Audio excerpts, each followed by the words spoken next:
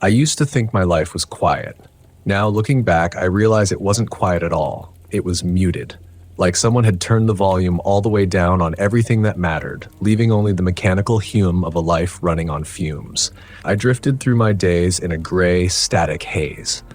Commute, emails, polite nods in hallways, frozen dinners microwaved at midnight. Every morning I woke up feeling older, not in the way that time naturally ages you, but in the way concrete sets, hardening into a shape that no longer resembles who you were supposed to be. My apartment in the city was on the 9th floor, facing a building identical to mine. Through my window, I could see rows of windows that belonged to people who probably felt just as hollow as I did.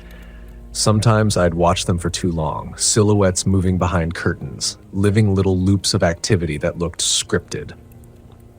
One night, while I was staring across at another tired body brushing their teeth, I caught my reflection in the glass. I almost didn't recognize myself. There was just this dull-eyed man staring back, someone who looked more like an unfinished sketch than a person. I remember thinking, this can't be it. This can't be all there is. The decision to leave wasn't dramatic. There was no breakdown, no shouting match, no sudden epiphany. It happened the way erosion happens to a cliff, slowly, then all at once. A job posting slid into my email one morning. Seasonal fire lookout needed. Northern region. Must be comfortable with solitude. Physical endurance required. It felt like the universe had dropped something directly into my lap, something impossibly tailored to the restlessness beating inside my ribs. I applied that afternoon. I got the job 2 days later. I don't know if anyone else even applied. My supervisor in the city looked confused when I told him I was quitting. "You're gonna live in a tower?" he asked, blinking like he'd misheard me. "Yeah," I said, "for a while." "Why?" I opened my mouth to explain, but nothing came. How do you articulate that the life you've been living feels like wearing a suit 3 sizes too small? That every morning requires an act of will just to move? That you no longer trust yourself to keep going through the motions? "I just need a change," I said instead. He nodded in that corporate way people do when they recognize an answer isn't honest but decide it's not their place to dig. Packing my apartment took less time than I expected. Half the things I owned felt useless in the face of the life I was about to step into. I donated most of it. When I locked the door for the last time, I didn't feel sentimental, just relieved, like stepping out of a crowded room into cold, breathable air. The drive north stretched into a kind of meditation. The city thinned out, replaced by long sweeps of open land and distant mountains that sat like old gods on the horizon. My phone lost service halfway through the second day, which should have worried me, but instead it felt like someone had cut the last tether tying me to who I used to be. By the time I reached the ranger station, the air was colder, cleaner. Pine needles carpeted the ground, and the sky looked wider than I'd ever seen it. A faint smell of wood smoke drifted through the air, carried on a steady wind. Inside the station, a man stood at the counter, sorting paperwork with a kind of practiced ease. He was in his late 50s, with sun-weathered skin and a beard that had more gray than brown. When he looked up, his eyes studied me, not in a judgmental way, but with the assessment of someone who has learned to read people quickly. "You must be the new lookout," he said. "Name's Hal." His voice had the weight of someone who'd spent too much time outdoors, the kind of slow drawl that made words feel deliberate. I know." He cut in gently, tapping a form with my name on it. "We don't get many applicants up here. Come on, I'll show you the tower." We stepped outside, and he led me to an old pickup truck. The drive into the forest took nearly an hour over a narrow dirt road that dipped and twisted between towering pines. Hal barely spoke, and I didn't mind. Silence here felt different, full instead of empty. When the tower finally came into view, it rose above the treetops like a solitary sentinel, its silhouette stark against the sky. The metal staircase wound around it in a dizzying spiral, and at the top sat the cabin where I would be living for the next 3 months. "Home sweet home," Hal said, putting the truck in park. As we climbed the steps, the wind picked up, whistling through the beams. The higher we got, the more the forest stretched outward in every direction, an endless sea of green broken only by distant ridges. Inside, the cabin was simple. A cot, a small desk, a stove, a radio setup, and wide windows on all four sides. Everything smelled faintly of old wood and dust. "You'll get used to the quiet?" Hal said. "Most do. Some don't." I turned to him. "What about you?" He paused, eyes drifting toward the tree line far below us. "Been doing this for 30 years, he said. "The forest and I, we have an understanding." Something about the way he said that lingered, like a faint chill under the skin. He gave me a rundown of the basics. Radio check-ins, scanning routines, emergency protocols. Then, as the sun began to dip, he grew quieter. His posture shifted. He stood near the window, looking out as if he were listening for something. He said finally. "There are rules up here," he said finally. "Some written, some older." I frowned. "Older?" He looked at me then, and for the first time, his eyes held something like concern. "We'll talk more tomorrow," he said. "For tonight, just remember one thing." His voice dropped low. "When the forest goes silent, truly silent, stay in the tower, no matter what you think you hear." My skin prickled, though I didn't understand why. Hal started down the stairs, leaving me alone in the quiet of the tower. I watched him until the trees swallowed him whole. The forest stretched around me, breathing, shifting, alive. And for the first time in months, I felt something. Not peace. Not peace. Not fear. Not yet. Just the sense that I had stepped into a place with its own pulse. Steady, ancient, and waiting. My first night in the tower was a study in new sounds. The wind moaned against the metal siding. The rafters creaked like old bones shifting in their sleep. The forest below whispered in the darkness, carrying strange, layered echoes that rose and fell in a way I couldn't quite interpret. I tried to convince myself they were nothing more than the voices of distant wildlife, but every now and then a lull would fall, an abrupt absence of sound that felt unnatural, like a held breath. Hal's warning kept threading its way back through my mind. When the forest goes silent, stay in the tower. I didn't sleep well. At dawn, I stepped out onto the catwalk. The morning light spilled across the canopy, painting every needle in shades of gold. A thin fog clung between the trunks below, drifting like something alive. I breathed in the air, cold, sharp, clean, and for a moment, everything inside me felt aligned. No emails, no morning alarms, no coworkers politely pretending they cared about weekend plans, just the sky, the forest, and me. Around 8, Hal's truck rumbled up the climb below and his familiar figure appeared, ascending the stairs with slow, methodical steps. He wasn't a man who rushed anything, not his movements, not his words. He carried a thermos under one arm and a clipboard under the other. "You look like you slept on a bed of rocks," he said by way of greeting. I rubbed my eyes. "It's just a lot of new sounds." He set the thermos on the desk. "You'll learn what's normal. That's half the job, telling normal apart from almost normal." I wasn't sure what almost normal meant, but before I could ask, he handed me the clipboard. "Daily checklist," he said. "You'll do this every morning." On it were items like scan Northwest Ridge for smoke, check radio signal stability, confirm weather log entry, verify supply status, normal things, practical things.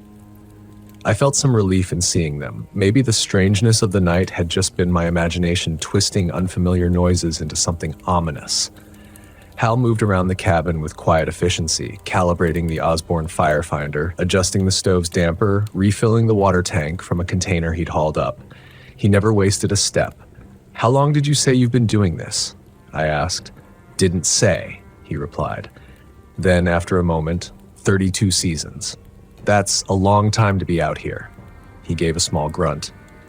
"You learn things if you stay long enough." He paused then, as if weighing something. "You'll need to hear some of those things," he said finally. "But not all at once. Too much at once can make a man careless or scared." "Should I be scared?" I asked, half joking. Hal didn't smile. "Fear keeps you alive," he said. "Panic kills you. There's a difference." The words settled uneasily in the space between us. He walked me through the morning routine, pointing out landmarks through the panoramic windows. Ridges with names like Devil's Spine, Old Widow's Hill, and the Hollow, a narrow river cutting a silver streak through the valley.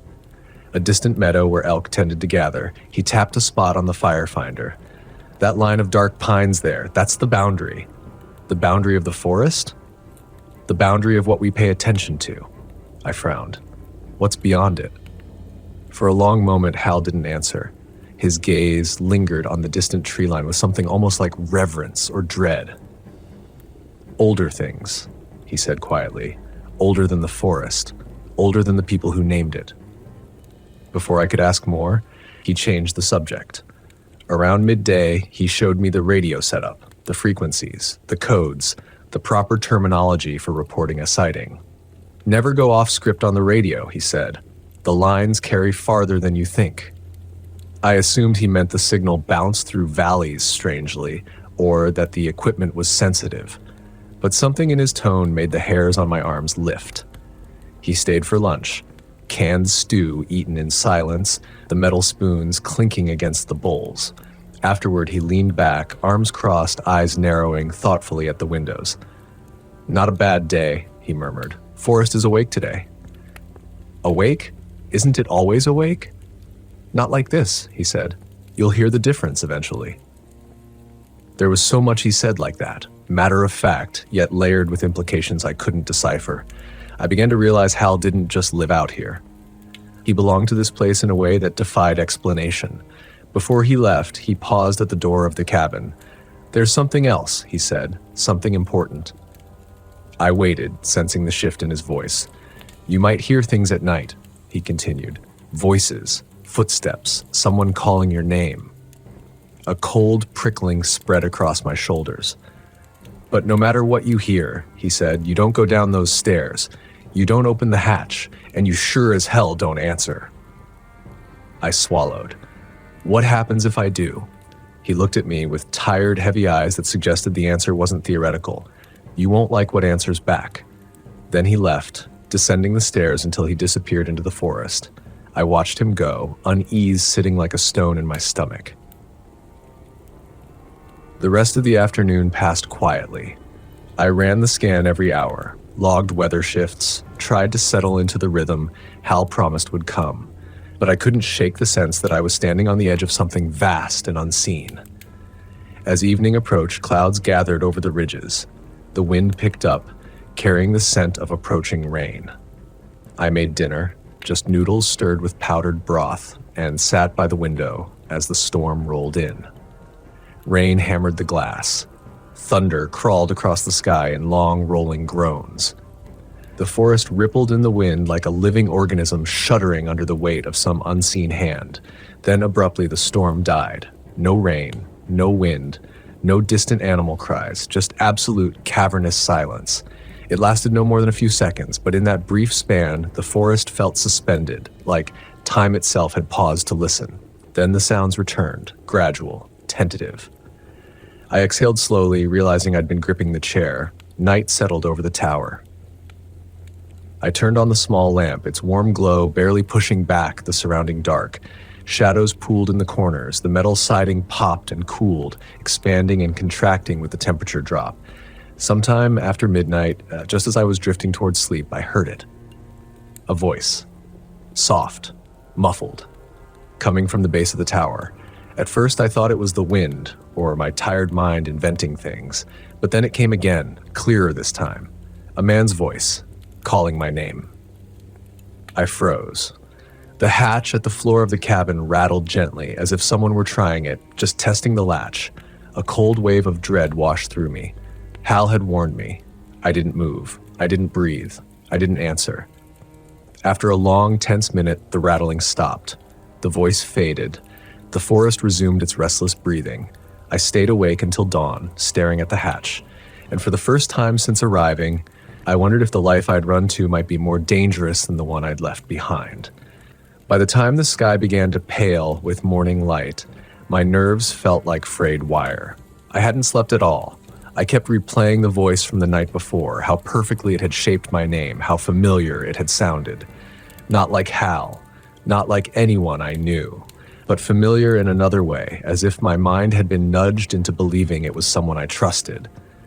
I told myself it was exhaustion, that I'd imagined it, that any voice carried through a forest at night could be twisted by distance, wind, acoustics, fear, any number of things. Humans are meaning-making machines. We hear patterns in static, words in white noise, faces in meaningless shapes. I had read about that phenomenon before, but none of that explained the rattling of the hatch. When the sun finally crested the eastern ridge, its light poured into the tower in warm, honey-colored beams. The world outside looked almost peaceful.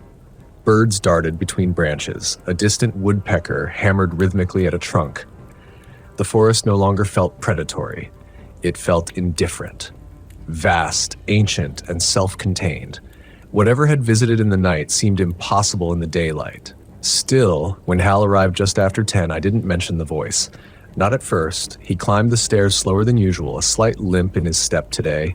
When he reached the top, he gave me a long look. "You look worse than yesterday." I didn't sleep. "Storm keep you up?" There it was, an opening, a chance to tell him. But something inside me hesitated. I'd known Hal for less than 48 hours. How much of myself did I want to reveal? How foolish did I want to sound? "No," I said, just adjusting. He studied me for a second too long, like someone reading fine print. Then he stepped inside. He set down a box of supplies, canned goods, a replacement radio battery, a weather logbook, and sank into the chair across from mine. He didn't speak right away. Hal was the kind of man who let silence do the heavy lifting. "You hear anything last night?" he asked finally, almost casually. My pulse jumped. He must have seen it, because the lines at the corners of his eyes creased. "I heard the storm," I said, "and after?" The room felt suddenly smaller, too warm, too bright. "I don't know what I heard," I said honestly. Hal leaned forward. "Describe it." "There was voice," I admitted, "calling my name." He didn't react, didn't flinch, didn't doubt me. That was somehow worse than disbelief. "With the storm gone, the forest gets real quiet," he said, "and when it gets quiet, it makes room for other things to move around, things that don't bother masking their presence." I felt my stomach sink. "Are you saying this is normal?" "I'm saying you're not the first person to hear something that shouldn't be there." I took a slow breath. "Hal, what exactly is out here?" He rubbed a hand over his beard, exhaling through his nose. "This forest's older than the maps they printed it on. Older than the lookout system. Older than the name of this region. People like to think nature is just trees and animals and weather, but any place that's existed long enough develops its own customs." He paused. "Its own hierarchy, its own rules." "The rules you mentioned before," he nodded. "We stick to ours, and it sticks to its own, mostly." The word "mostly" landed like a weight on my chest. He stood and walked to the western window, gazing out over the rolling sea of pines. His silhouette was dark against the bright expanse of sky. I watched him, waiting for more, but he stayed silent for a long, long time. Finally, he turned back to me. "You didn't answer it, did you?" "Of course not." He nodded, relieved. "Good. That's the first mistake most new lookouts make. They think it's a hiker in trouble or another ranger or someone who got lost in the dark." His voice lowered. "But you can't let it learn your voice. Once it learns it, really learns it, it won't let go." A chill slid through me, subtle but steady. "But what is it?" I asked. Hal didn't answer. Instead, he tapped the metal frame of the hatch with the toe of his boot. "You keep this locked every night," he said. "No exceptions. And if anything or anyone calls up from below, you stay quiet. You stay inside." I nodded, because what else could I do? The rules here seemed born of experience, not superstition. Hal left shortly after noon, promising to bring extra batteries and more canned goods tomorrow. Once he descended the steps, I listened to the slow fade of his truck as it growled down the road. Then I was alone again. The day settled into a routine. I scanned the ridges every hour, logged the wind direction, took notes on a small wisp of distant smoke that turned out to be nothing more than moisture rising from the base of the valley. I even started to enjoy the quiet, the way my thoughts stretched out instead of collapsing in on themselves the way they had in the city. Isolation wasn't the enemy. I'd been more lonely surrounded by people than I was here among trees. The forest below shifted constantly, waves of green swaying under the touch of the wind. Sometimes I thought I saw movement between the trunks, shadows that didn't match the branches or the angle of the sun, but I chalked it up to the play of light. Mid-afternoon, I made tea and took it out onto the catwalk. The air was crisp, the breeze steady. This high up, the world felt strangely pure, like stepping into a version of reality that hadn't been diluted by noise and neon. I closed my eyes, letting the warmth of the mug ground me. Then the forest inhaled. That was the only way I could describe it. A sudden sweeping shift, every animal call cutting off mid-note, every leaf going still, every branch holding its breath. The silence pressed outward, radiating from the deeper woods. Not emptiness, but presence. Heavy, watchful, intent. My throat tightened. Hal had called this a boundary. The line where normal forest became something older, and something older had just crossed it. I backed into the cabin, locking the door out of instinct, though I knew locks meant very little if whatever was out there decided to climb. The silence lingered for nearly a minute. Then, as before, sound trickled back. A bird chirped, a squirrel scurried across a branch. The tension eased like a muscle unclenching, but my heartbeat didn't settle for a long time. By the time night returned, a thin crescent moon hung over the valley. Shadows stretched long across the canopy. As I heated a can of soup over the stove, I kept glancing at the hatch. I knew what Hal would say. Don't anticipate it. Don't invite it. But when midnight rolled around and the tower cooled, every creak felt amplified. The wind scraped the metal siding like fingertips. Somewhere far below, an owl hooted. I tried to read, I tried to breathe, I tried to pretend nothing was wrong. Then, as the clock slid past 1 a.m., something brushed against the outer stairs. Light, careful. A step, another. I froze. A third step, slower this time. Then, nothing. No voice tonight. Just footsteps, not climbing, not descending, waiting, listening. At 2 a.m., the steps finally withdrew, fading into the trees. I didn't move until dawn. And as the first rays of sunlight cut across the canopy, this one thought rose sickeningly clear. Whatever was in this forest wasn't curious. It was patient, and it had all the time in the world. By the time Hal climbed the tower the next morning, my nerves were stretched thin enough to snap. I tried to look put together, tried to stand straighter, speak normally, pretend I hadn't spent another sleepless night listening to something pacing the stairs. But the act must not have been convincing. Hal took one look at me and set his thermos down with a sigh. "All right," he said, "tell me." The words tumbled out before I could stop them. It came back last night. I heard footsteps, slow, controlled, like it knew exactly how much noise to make. Hal didn't interrupt. He just listened, arms crossed, leaning back like a man bracing for a truth he already knew. It didn't try the hatch, I continued. It didn't call my name this time. It just stood there. "Waiting," Hal said quietly. A chill crawled up my spine. "Yeah, waiting." Hal exhaled through his nose, long and tired. He walked to the far window, scanning the tree line with an expression that made my skin crawl, like he was counting something only he could see. "They're testing you," he said. "They?" He didn't answer that directly. Instead, he nodded toward the stairs leading down into the forest. "They want to know what kind of man you are, whether you'll follow the rules, whether you're predictable, whether you break." "I'm not planning to break," I said, though my voice lacked conviction. That's what the last one said. The sentence hung in the air like a dropped stone. I stepped closer. "The last one?" Hal's jaw tensed. For a moment, I thought he might shut down, might deflect or give me some half answer meant to keep me calm, but something in my expression must have forced his hand. He pulled a chair out and motioned for me to sit. Then he sat opposite, elbows on his knees, eyes fixed on the floorboards. "You weren't my first rookie," he said. "I've trained 7 lookouts over the years, 2 retired, 1 moved on to another station, 3 quit before the season ended." He paused. 1 never quit. A knot tightened in my chest. What happened to him? Hal rubbed a thumb along the edge of his thermos, a small repetitive motion. Something he did when threading carefully through memories that still hurt.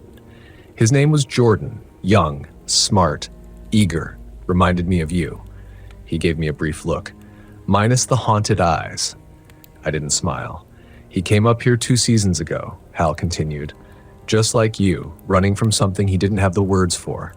Yet this place attracts people like that, people who want silence more than they want answers. I swallowed. Did he hear the voices too? Oh yeah. Hal leaned back. Everyone hears them, eventually. That's not the issue. The issue is what he did with them. He fell silent, letting the wind scrape against the glass. When he spoke again, his voice was lower. He answered. I felt my pulse stutter. Why? I whispered. Hal shook his head slowly. Doesn't matter. What matters is what happened after. The light in the tower dimmed for a moment as a cloud passed over the sun, plunging the cabin into a muted gray. That night the forest went silent, Hal said, still as stone. And then Jordan heard someone calling, someone he recognized. Recognized how? I asked. Hal shrugged. Whatever's out there takes shapes it shouldn't. Sounds like people you've lost or want back or think you need. It knows how to dig into the dark parts of you, your regrets, your grief, your fear of being alone. He paused. Jordan's mother had passed away a year before he came up here. A cold sweat broke across my shoulders. He thought he heard her voice, Hal said. Soft, asking him to come down, crying, begging. My throat tightened painfully. And he believed it? Not at first, but that thing, whatever you call it, doesn't give up. It learns. It mimics. It tries different angles until it finds the one that hurts the most. He leaned forward, voice firm. That's why you never answer. Not even a whisper. Not even a sound. Not even a single damn syllable.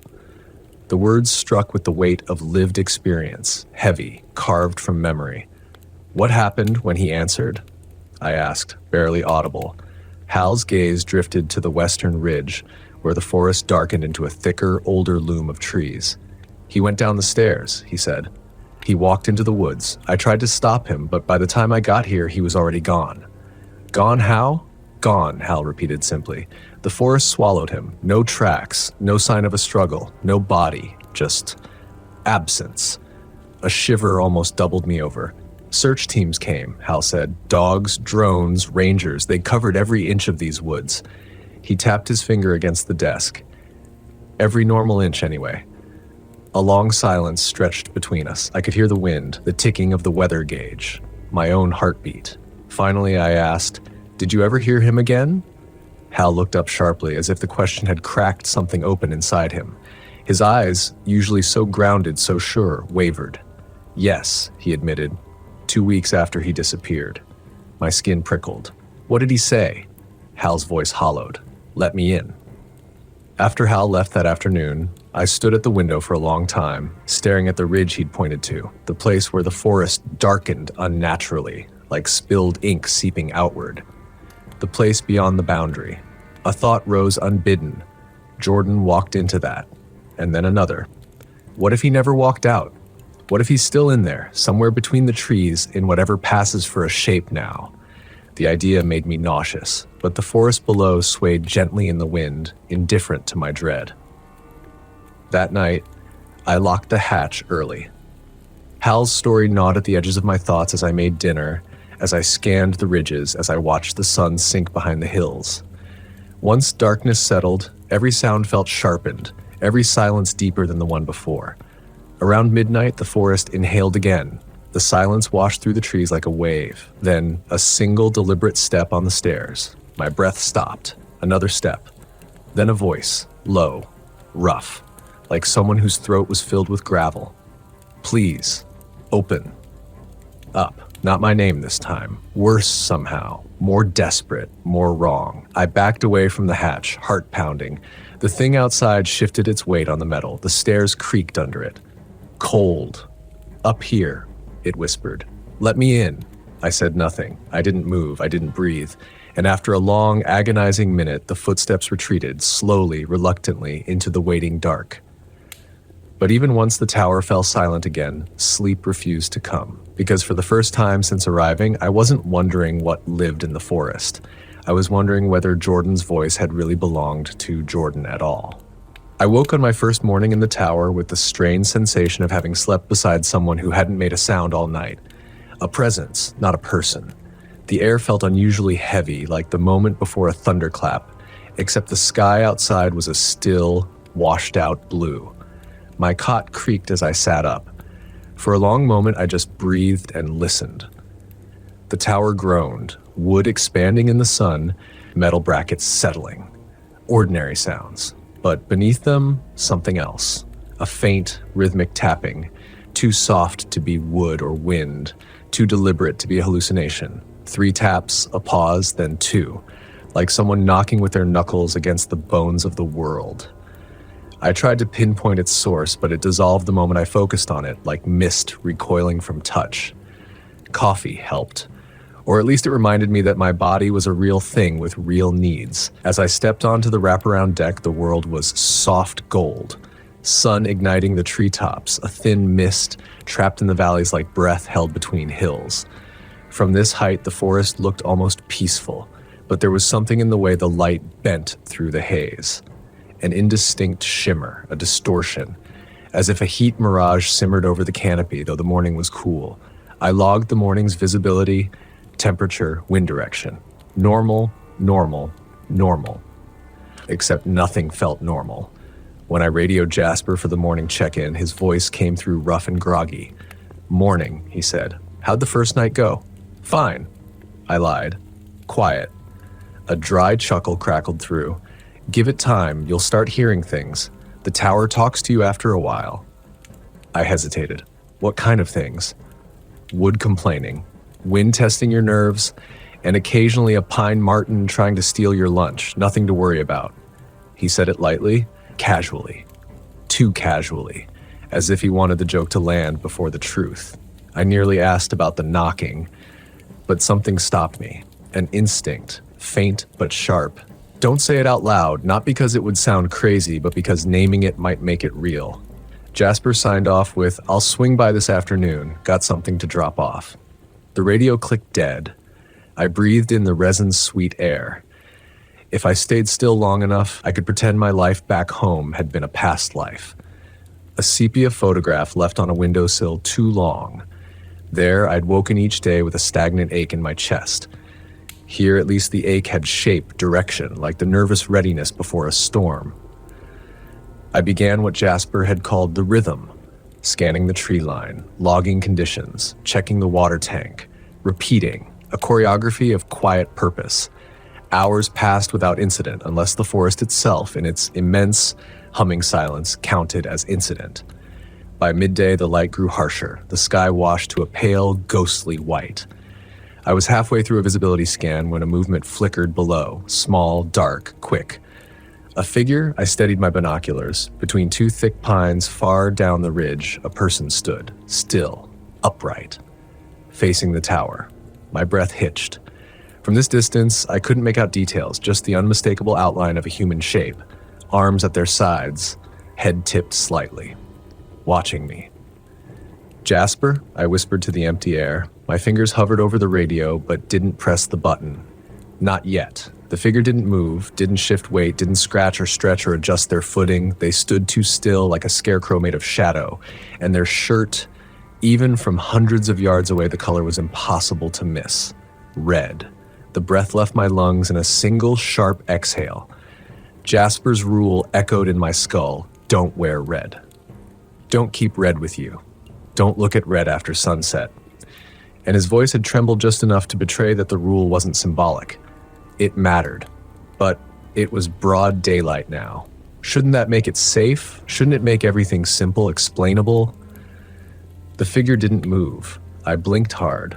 For a heartbeat, the red seemed to darken. No, deepen. Thicken, as though it absorbed the light around it instead of reflecting it. The edges of the figure shimmered, blurring slightly with the trees behind them. Heat mirage, I told myself. Trick of distance. But the forest wasn't hot today. When I lowered the binoculars, the figure was gone. Not walked away, not ducked behind a tree. Gone, As if the moment I wasn't looking directly at them, they slipped out of existence. I leaned on the deck railing, grounding myself with the hard, sun-warmed wood. The tower creaked, a dry skeletal sound. Then, tap, my blood iced. 3 taps. Pause, 2 taps. The same pattern I'd heard upon waking. This time, the sound came from beneath the floorboards, a hollow knocking from the underside of the tower, too rhythmic to be an animal, too soft to be the structure shifting, too intentional. I crouched, pressing my ear to the deck. The wood carried the vibrations, faint, precise, like fingertips knocking from the other side of a thin wall. Knock, knock, knock. Pause. Knock, knock. My breath stuttered. I forced myself to stand upright, forced myself to step away, forced myself to remember Jasper's calm, unblinking tone. There are things you respect without needing to understand. The knocking stopped as abruptly as it began. By the time Jasper arrived mid-afternoon, the forest had slipped into its warm, late-day glow. I heard his truck long before I saw it, gravel crunching like bones under tires. He climbed the tower with a metal case in hand. "Got your weather kit," he said, brushing sweat from his brow, "and updated fire charts." But he paused when he really looked at me. "You okay? You look like you just saw a ghost." "I saw someone," I said, "on the ridge." Jasper's expression didn't change, but something tightened behind his eyes. "Describe them." They were far, hard to see, but they were looking up at the tower, and they were wearing, I hesitated, the word stuck, red. Jasper exhaled once, slow. "All right," he said quietly, "then it's starting sooner than I expected." A chill swept across my skin despite the warm light. "What's starting?" I asked. He didn't answer right away.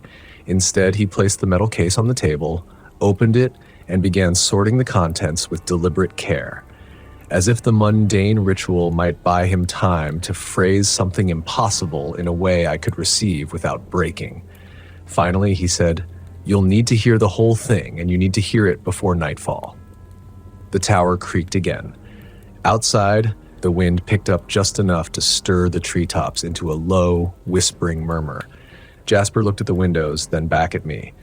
"Close the shutters," he said. "All of them, and lock the hatch. After that, I'll tell you why we follow the rules." His voice had none of its usual steadiness, none of that gruff, practical confidence.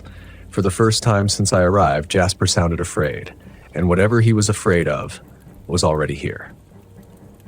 Shutting the tower's storm shutters felt like sealing myself inside a rib cage. Each hinged panel clapped hard against the window frames, muting the world into a dim, rust-colored gloom. The forest's movement vanished. The sky vanished. Only slanted bars of afternoon light remained, thin as surgical incisions. Jasper waited beside the table, arms crossed, gaze fixed on the hatch in the floor as though expecting it to lift on its own. When the last shutter locked, he nodded once. "Good. Sit down." I did. But the wood of the chair felt cold, like something recently vacated, or something that had never been warm to begin with. Jasper lowered himself across from me. The aging boards groaned under his weight. He kept his voice low, steady, but tinged with an unwillingness, the tone of someone forced to share a truth they'd hoped would stay buried under years of silence. "You saw a figure in red," he said, "and you heard knocking this morning." The words dropped between us like stones. I swallowed. "Yes." "Pattern knock? 3, then 2? I nodded. His jaw tightened. "All right, then you're hearing them. Or rather, they're letting you hear them." My throat went dry. "Them?" Jasper didn't look away. "The ones the rules are for." Silence spread, thick and sour. I tried to shape a question, but he spoke first. "Lookout jobs have always had rules. Don't leave fires unattended, keep the radio dry, log the weather, basic, simple stuff. But this place," he glanced at the shuttered walls, "this place is older than those rules, older than anything we can name." The air changed around us, still pressured, expectant. Jasper continued, "You ever hear of the Cavendish Forest before taking this job?" "No." "Good. Most folks haven't. It's not on public maps. Not really. The borders shift. The ground shifts. People used to call this area a thin place." "Meaning?" "Meaning the world wears thinner here, like a shirt stretched too tight. Things come through, things that shouldn't." My pulse throbbed uncomfortably in my throat. Jasper rested his elbows on the table. The rules aren't superstition, they're a language. Warnings written in behavior. Old rangers before me handed them down. Old rangers before them did the same. The forest responds to them. Responds how? He hesitated. It pays attention. A low creak rattled through the floorboards as though something shifted beneath us. Jasper continued quickly. Red is the first rule for a reason. That color cuts through whatever veil sits over this forest. They see it. They follow it. Hunters lock onto movement. They lock onto red. Who? The word scraped out of me. Who follows it? Jasper shook his head. Doesn't matter what we call them. Names make things too real, too defined. They're watchers, hangers-on, echoes, shadows that picked up a voice and didn't forget how to use it. A cold pulse rolled through my spine. They're not spirits, he clarified. Not animals, not people. But they mimic, they knock, they appear, they listen. The remembered stillness of the figure in the red shirt flashed in my mind, motionless, unbreathing, wrong. What do they want? I whispered. Attention, Jasper said, and to see if you'll break the rules. My chair felt suddenly unstable, as if the tower leaned slightly to one side. Jasper's gaze dropped to my hands. Did you bring anything red? Anything at all? I shook my head. No, I packed light, left most of my old life behind. He exhaled relief, but not complete relief. That's good, he murmured. That's real good. The tower groaned again, louder this time. The floorboards quivered beneath our boots. Jasper stiffened, head tilting toward the far wall. You hearing that? I held my breath. At first, only the hush of wind filtered through the shutters. Then, knock, knock, knock, a pause. Knock. The same rhythm. The one that woke me. The one from below the deck earlier. This time, it wasn't beneath us. It came from the west-facing shutters, as though something stood just outside the boards, tapping lightly, patiently, with a familiarity that froze the blood in my veins. Jasper lifted a hand. Don't answer, he whispered. Don't move. The tapping returned. 3 knocks, a dragging pause, then 2. Louder now. Closer. More confident. My breath felt too loud. My pulse hammered in my ears. Every instinct screamed at me to do something. Run, shout, open the shutters, flee. But my muscles stayed locked. Jasper's voice stayed steady. They can't come through unless you invite them. That's another rule you didn't know but followed anyway. You did good. The knocking shifted, traveling along the shutter, slow and curious, as if fingertips traced the wood grain. Then came something worse. A voice, a whisper, thin, imperfect, trying to imitate a human cadence, but missing something essential, like listening to a recorder with dying batteries. Jasper! My skin pulled tight around my bones. Jasper's face drained of color, his gaze locked on mine, and in that silent moment I understood something visceral. He had heard that voice before. Opine, it rasped. Let us see. Jasper shook his head sharply, as if refusing a thought that had pushed itself into his mind. They want you to break the rhythm, he whispered to me. They want you to forget the order of things. The routine is what keeps you sane, keeps the forest in its place. The whisper slid across the shutters like a palm smearing condensation. Red, red, red. I swallowed hard. It knows. It always knows, Jasper said, but knowing isn't the same as reaching. The tapping ceased. Silence thickened, taut and trembling. Jasper slowly stood and moved to the radio, turning the volume knob down until it was barely audible static. Night's coming. They're stronger after sunset, more curious, more bold. The light seeping through the shutters had dimmed, softening from pale gold to the bruised purple of approaching dusk. Jasper's voice softened. I'm staying here tonight. That startled me. I thought rangers weren't supposed to stay in towers overnight unless absolutely necessary. This is necessary. The last sliver of daylight faded from the gaps in the shutters. The tower felt smaller, tighter, like the walls had drawn in a few inches. Jasper rested a firm hand on my shoulder. Tonight, you're going to hear more of them, he said. Voices, footsteps, maybe even your own name. Don't answer. Don't speak to them. My breath trembled. And if they knock again? He met my eyes. They will. Then what do I do? Jasper took a long, uneasy breath. You pray they're just curious. And then, from the door at the base of the tower, far below, came a slow, dragging scrape, as if something long-fingered traced its way around the edges of the hatch, and then it knocked. Once, twice, a third time. Not the pattern this time, just a knock like someone asking for entry. Firm, human, but utterly, impossibly wrong. Night had come, and the forest had questions. The knock at the tower's base wasn't loud, but the sound cleaved straight through the floorboards and into my spine. It carried weight, like a hand that knew knocking was a human action and was attempting, almost politely, to imitate it. Jasper froze, one hand braced on the table. His other hovered near the lantern he'd brought, its wick still unlit. Any sliver of natural light had gone. The shutters glowed with the last fading ember grays of dusk. The tower felt suspended in darkness. Another knock rose up from below. Not urgent, not angry, something worse, patient. "They usually don't start this early," Jasper murmured, barely audible. "Something's testing the perimeter."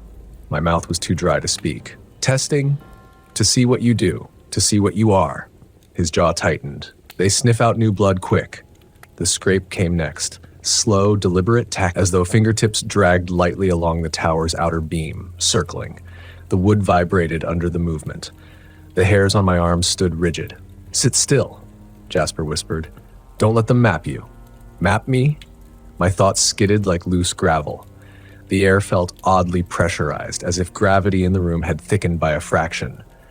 I had the unmistakable sense that something stood directly beneath us, head tilted back, listening through the floorboards, tasting each breath we exhaled. The scrape moved toward the metal ladder that led up to the hatch. Clink, clink, clink. Metal shifting in slow, almost curious increments. My pulse stuttered. "Why is it climbing?" I whispered. "It shouldn't be," Jasper muttered. "It damn well shouldn't be." The ladder shuddered as something put weight on it. Too little to be a person, too much to be an animal. A tentative testing of rungs. A creature figuring out the physics of a new shape. The hatch trembled. Jasper stepped closer to it, shoulders squared. "Stay where you are." He spoke softly, but with the authority of someone confronting an old enemy. I watched his silhouette against the dim shutter light, solid, unmoving, like a boundary line given human form. The thing on the ladder paused, and then, "Hello?" The words slurred upward through the hatch seam, stretched unnaturally thin. My stomach heaved. That voice didn't sound like the one from the shutters. It didn't sound like Jasper either. It sounded like me, or a version of me speaking underwater, vowels warped to the point of grotesque mimicry. My own distorted greeting seeped back into the tower. Jasper's hands snapped up in warning. "Don't even breathe in its direction." A soft tapping followed, each knock perfectly spaced, perfectly calm. "Let me in." The bottom of the hatch bowed inward, just slightly, as though something pressed its forehead against the metal. My breath quivered.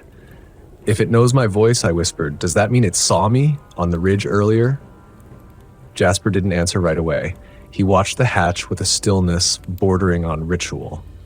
Finally, he said, "They don't see the way we do. They pick at edges. They gather impressions. They borrow shapes.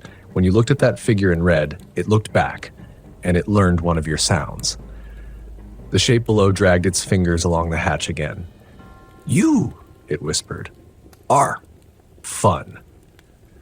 My blood chilled. Jasper stepped forward then, tapping the toe of his boot once, sharp, deliberate, against the hatch. A counter knock, not a challenge, not a welcome, something symbolic, a boundary marker. The thing below went silent instantly. A beat passed, another. The quiet was suffocating.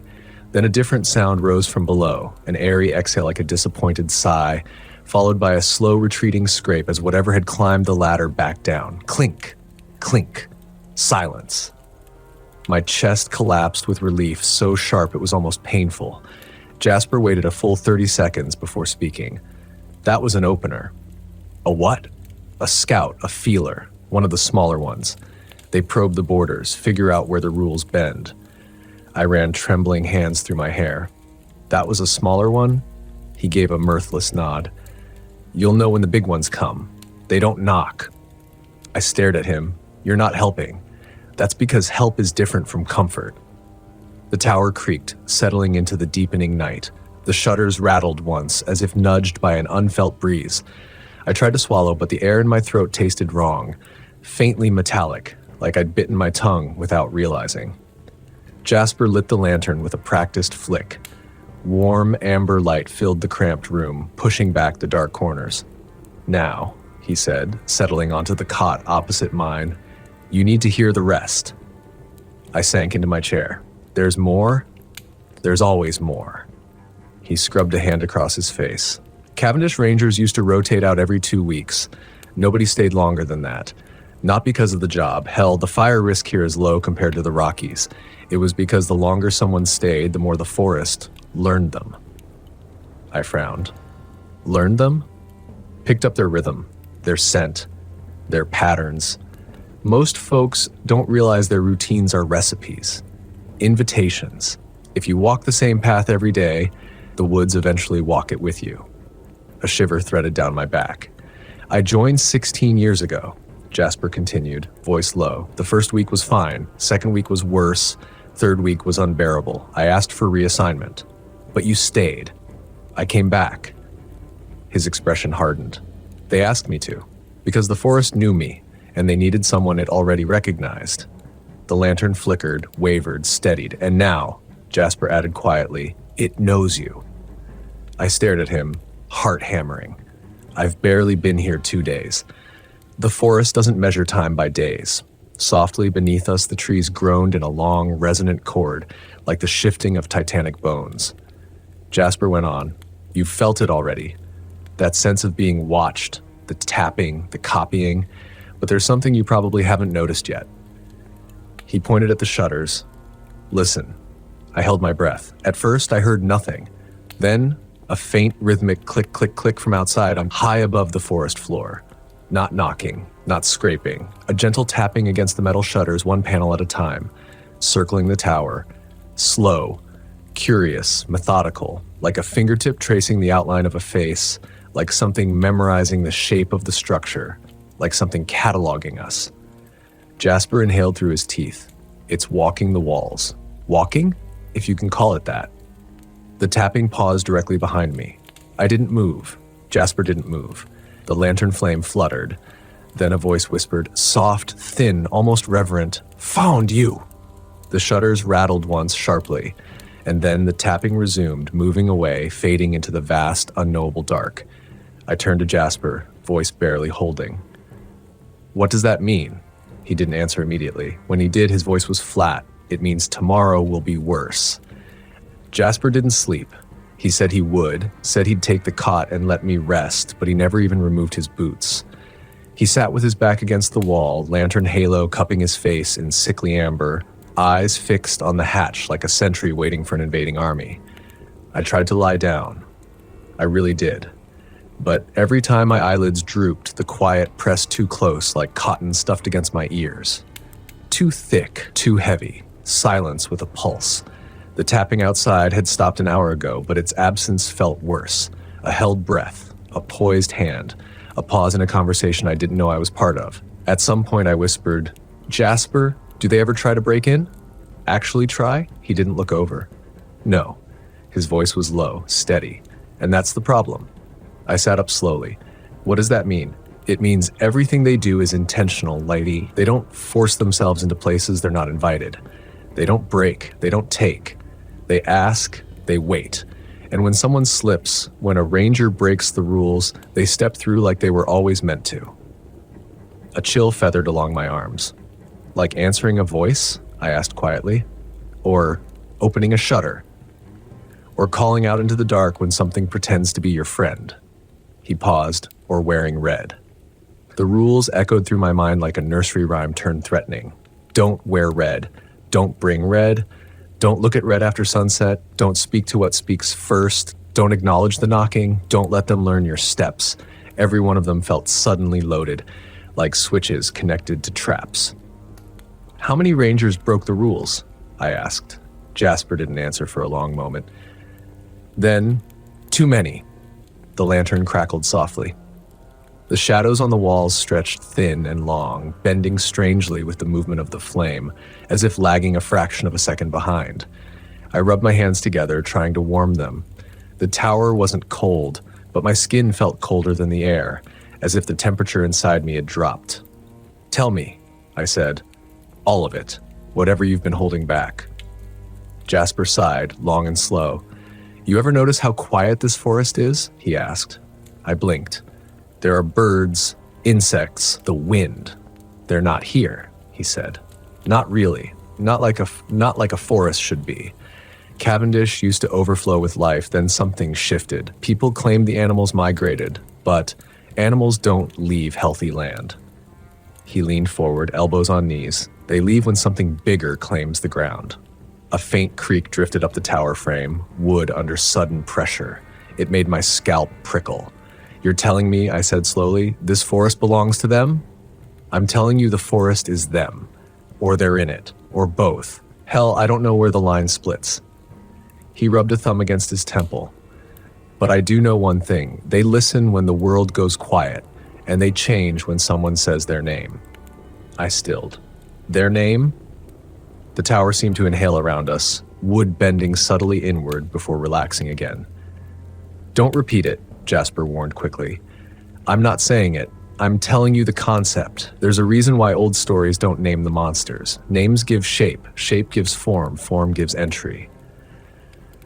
My throat went tight. "So they don't have a name?" "They have plenty," Jasper muttered. "Just none I'll speak." He shifted, finally looking me square in the eyes.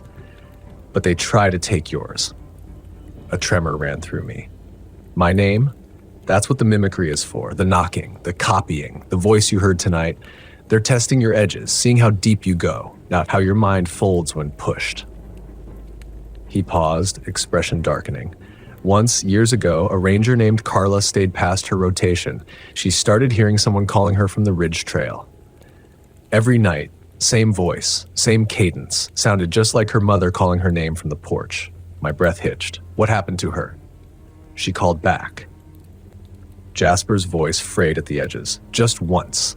The next morning, her radio was on, her logs were neat, her boots were by the door, and she was gone. Gone. Not attacked, not abducted, just removed." "Did you search for her?" I whispered. 3 days, but the forest rearranged itself. Paths twisted, landmarks vanished. Even the tower sounded different." He exhaled shakily. "We never found her. Only the prints she left in the dirt." "What kind of prints?" He hesitated. "Toe first." Then added, almost reluctantly, as if she was walking on her hands. My stomach lurched. A deep creak groaned up the western wall. Not the wandering taps from earlier, a long, slow exhalation of pressure. Jasper stiffened. "It's close again." We both held still. Something brushed the shutters, lightly, like a fingertip tracing a circle. Then another, slowly. Deliberately, like it was sketching. "What is it doing?" I whispered. "Mapping," Jasper breathed. "Mapping what?" "You. Us. The interior, the boundaries." The sound slithered around the tower, soft, rhythmic touches against metal. They created a pattern, but one I couldn't decode. Each tap, each drag, each pause felt calculated. Then, a sudden sharp tap landed directly behind my head. I flinched violently. "Don't react," Jasper hissed. But the thing outside reacted to my reaction. Because the moment I jerked, the tapping stopped. The shutters fell into stillness. Silence funneled in, thick as oil. I knew that something stood inches away from me on the other side of the boards. Its attention locked on me fully for the first time. Fixed, curious. Studying the silhouette my body cast in the lantern light, my pulse hammered in my throat. "Jasper," I whispered. "It's looking at me." He clenched his jaw. "Then don't move." Not a muscle. My muscles trembled with the effort. A faint, wet sound pressed against the metal, like a tongue or fingertip dragged in a slow vertical line, smearing across the shutter. I nearly gagged. "Why is it touching the shutter?" I forced out. Jasper closed his eyes. "Because it's trying to learn your shape." I froze completely. Mind, body, breath. Another drag, another faint circle traced in the metal. Another wet sound, so grotesquely human it made my stomach knot. Then the whisper came. Not playful this time. Not imitating. Soft, low, hungry. "Name." The word wasn't a question, it was an invitation. A request. "Name." Jasper's hand clamped around my forearm like a clamp. "Don't," he said, voice trembling. "Don't even think your name. They hear thoughts when they're this close. The whisper deepened, vibrating faintly through the metal. Say your name. My mind buckled. Something inside me, a primal, obedient reflex, wanted to answer, the way you answer someone knocking politely, someone asking a simple question. I had to choke the instinct down like bile. The whisper grew longer, more insistent. Name! The lantern flickered, dimmed, fluttered weakly. A cold draft curled around my ankles, despite the sealed room. And then the whisper stopped. The shutters fell silent. The cold vanished. The pressure eased. Jasper released my arm, his breath shuddering out. It left, he murmured. For now. I swallowed, throat scalding. What happens, I whispered, if someone gives it their name? Jasper didn't answer at first. When he did, it wasn't in a whisper. It was barely a breath. They stopped being someone. I didn't plan to find the journal that night. The power had flickered twice. Brief hiccups in the tower's old generator that clicked like arthritic bones, before finally giving up. I lit one of the emergency lanterns, its glow a soft, trembling yellow, and decided to descend to the storage shed where Miller kept spare fuel cells. I wasn't supposed to go down after sundown, of course, but the rules had begun to feel like a net tightening around me. A person can only follow so many invisible lines before they start wondering what happens if they step over one. The shed sat about 20 yards from the base of the tower. That alone made the walk feel like slipping into deep water. The forest pressed close, with its silence so absolute that my footsteps sounded like intrusions. The air smelled different at night, wetter, sharper, as though the trees exhaled something they hid during daylight. I found the fuel cells stacked neatly on a shelf. I grabbed one, turned to leave, and noticed the metal cabinet in the corner. A small rusted lock hung open, as if someone had twisted it until it gave way. I should have walked out. I should have ignored the tug in my chest. But something about the cabinet felt expectant. Inside was a single object, a weather-worn, leather-bound notebook. I didn't need to read the name embossed on the inside cover to know what it was, but I did anyway. Property of James Harrow. Lookout number 12. I didn't know Harrow's first name, but the last name was enough. The man who vanished 6 years ago. The man Miller never talked about, except in glancing references that sounded more like warnings than memories. The lantern flame quivered as though reacting to the name. I slipped the journal into my jacket and hurried back to the tower, trying not to look too long into the tree line. Something in there always looked back. Back in the lookout, with the generator humming again, I sat on my bunk and opened the journal. The entry dates were smudged, but the writing was surprisingly neat at first. Small, tight letters, a disciplined hand. Entry 1. I've taken the post. Miller insists the forest is alive in ways we don't talk about here. He says it with a half smile, but his eyes don't join in. The rules are non-negotiable. He made me repeat them out loud. There were more entries like that. Routine, observational, almost mundane. Weather notes, fire risks, daily supply checks. A man trying to acclimate to a job that demanded solitude. But somewhere around the middle of the journal, the handwriting changed. The letters leaned forward. Lines shook. Ink bled harder, as though pressed by an unsteady hand. Entry 14. I saw the red light again between the trees. Flickering. Moving. It wasn't a flare. Flares don't weave between trunks like something carrying it is choosing a path. Miller says to ignore it. He said, if it's yours, it'll come to you. If it's not, don't acknowledge it. I don't know what that means. I felt cold bloom across my shoulders because I had seen it too, twice. A faint red shimmer deeper in the woods, like a lantern held by someone who didn't care if they were seen, or perhaps hoped they were. I kept reading. Entry 19. The voices in the radio aren't human. Not anymore. They say my name when I'm half asleep. They say it like it's a question.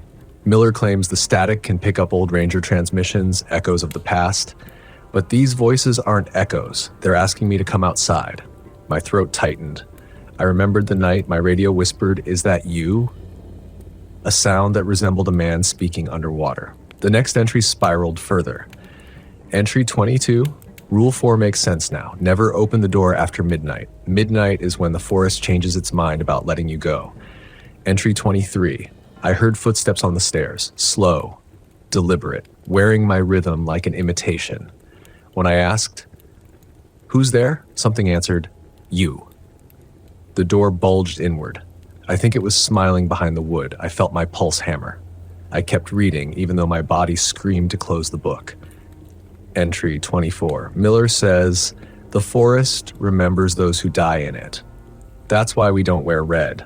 The color calls attention. It's loud. It's a declaration, and they don't like declarations. They're old.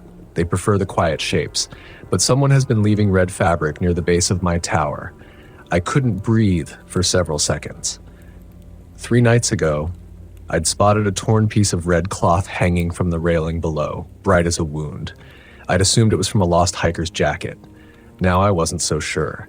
The final entries were nearly illegible, words slanted, letters drifting off the lines, ink smeared as though written in a hurry or in fear. Entry 27. They stand under the tower now. Not one, not many, just the right number. Tall, still, waiting for me to forget the rule. I think they know I'm tired. They're patient. They always were. Entry 28. Miller stopped answering my calls. I think he knows I'm already gone. Maybe that's why he won't say it out loud. Maybe he's letting me choose the ending. I want to sleep. They say I don't have to come down. They say they can rise instead. The final page wasn't writing, it was a drawing, a charcoal sketch of the tower at night. My tower, unmistakably. But around it stood several tall, thin silhouettes, featureless except for long, tapering heads tilted upward.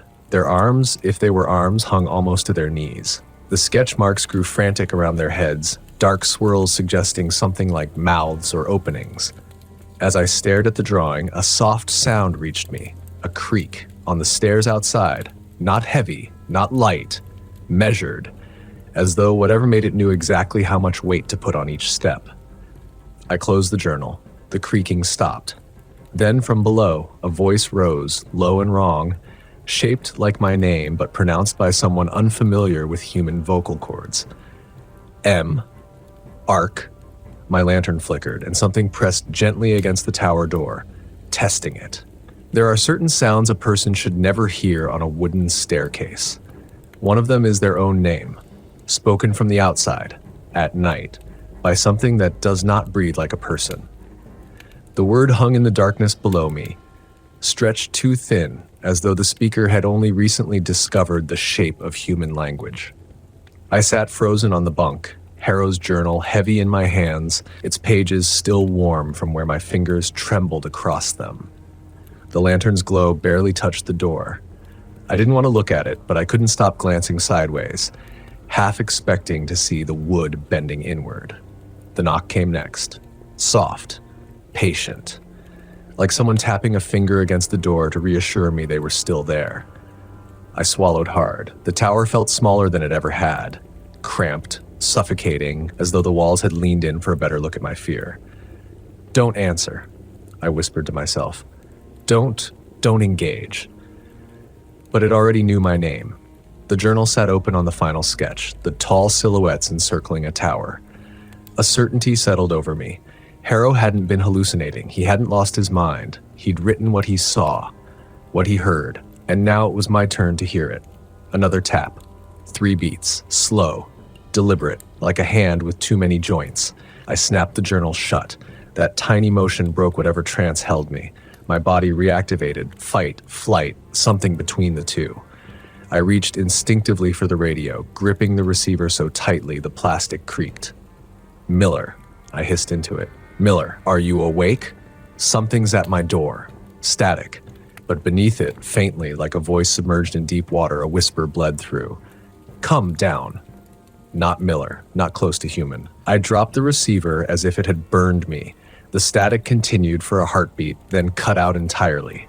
Silence pooled thickly in the tower, the kind that absorbs sound rather than reflects it. The knock didn't return. Instead, something moved below. A shifting of weight, a step, the sound of something circling the base of the tower. Scraping lightly along the wooden beams, tracing them, mapping me. I clamped a hand over my mouth as though the thing might hear the shape of my breath. Harrow's journal felt heavier with each passing second. The warnings within it, once distant, once belonging to someone else's nightmare, now lived beside me in the darkness. Miller had told me the rules mattered because this forest was alive in ways we don't talk about. But Harrow's writing suggested something deeper, something older, something that followed rules because ancient things often do. They cling to structure, to ritual, to agreements struck long before human beings learned to speak. And rules in this place were not simply guidelines. They were lines you didn't cross if you wanted the forest to ignore you. But Miller hadn't told me all of them. Harrow's notes made that painfully clear. The scratching below paused, and then a voice, closer this time, higher on the stairs. An imitation of breath pushed through a throat not designed for it. "Mark, let me up." My vision swam. I backed away from the door, moving until my spine pressed against the opposite wall. My heartbeat echoed inside my skull, too loud, too frantic. "No," I whispered. A rule formed in my mind. One Miller had never stated outright, but Harrow's journal had carved into my bones. Rule 6. Never acknowledge when it uses your name. It doesn't know it until you confirm it. My lips went dry. Had I already done that? I thought back. Had I said my name to the radio? To myself? In a whisper? Did that count? I didn't know. God, I didn't know. The lantern sputtered, its flame shrinking as though retreating from something I couldn't see. Shadows climbed the walls like rising water. My gaze fell again to the final pages of Harrow's journal. Beneath the sketch of the tower, a smear of dark brown had dried along the page crease. I touched it and flinched. It was tacky, as though it hadn't fully settled into paper fibers. Blood. Old but real. And beneath it, faint pencil markings I hadn't noticed before. 5 words. They rise when you fall. Not helpful, not comforting, but the next line chilled me more. The first rule isn't true. I stared at it. The first rule Miller ever told me, the one he had repeated, the one I had internalized from day one, echoed in my memory. Never be outside after sundown. Was it a lie, or incomplete, or something worse? Something he told me because the truth was far more dangerous? The door rattled, not violently, softly, testing again as though it knew I was reading, as though it felt the shift in my understanding. "Mark," the voice whispered. Closer, almost gentle. The knob trembled. I lunged forward and grabbed the heavy metal bar that locked the door from inside. My hands shook as I pressed my weight into it. Something on the other side pressed back, like a palm sliding along the wood, feeling the grain, tasting it. I didn't blink, couldn't. The next word slid through the door with slow, viscous certainty. "Let me see your face." Every muscle in my body turned to stone. For a moment, I imagined the figure from Harrow's sketch standing inches away, head tilted, reaching for the lock with long, knowing fingers. Then, gradually, the pressure eased. The voice went silent. The lantern flickered once, twice, then steadied. Whatever stood on the stairs withdrew, step by step, each movement too controlled to be human. A long pause. Then the forest went quiet. The awful, unnatural quiet that fills the air after something has decided to wait instead of act. I don't know how long I stood there before my legs gave out. Eventually, with shaking hands, I reopened the journal, rereading the last pages in the faltering lantern light. Harrow's handwriting grew almost unintelligible near the end, lines nearly carved into the paper. If you break a rule, they learn you. If they learn you, they follow you. If they follow you long enough, they become you. And the final sentence: the rules aren't to keep you safe. They're to keep them interested in someone else. My stomach twisted. All this time, the rules weren't barriers, they were bait lines, patterns, expectations. Rituals meant to keep the attention directed elsewhere, toward those who slipped, who stepped wrong, who asked questions. Harrow had slipped. I had too, and now the forest knew my name. The tower has its own kind of darkness. Even with the lanterns still burning, the upper corners remained swallowed in shadow, as though the light refused to touch them. I sat on the floor with my knees pulled close, Harrow's journal beside me, the words, "They become you," echoing over and over in my skull.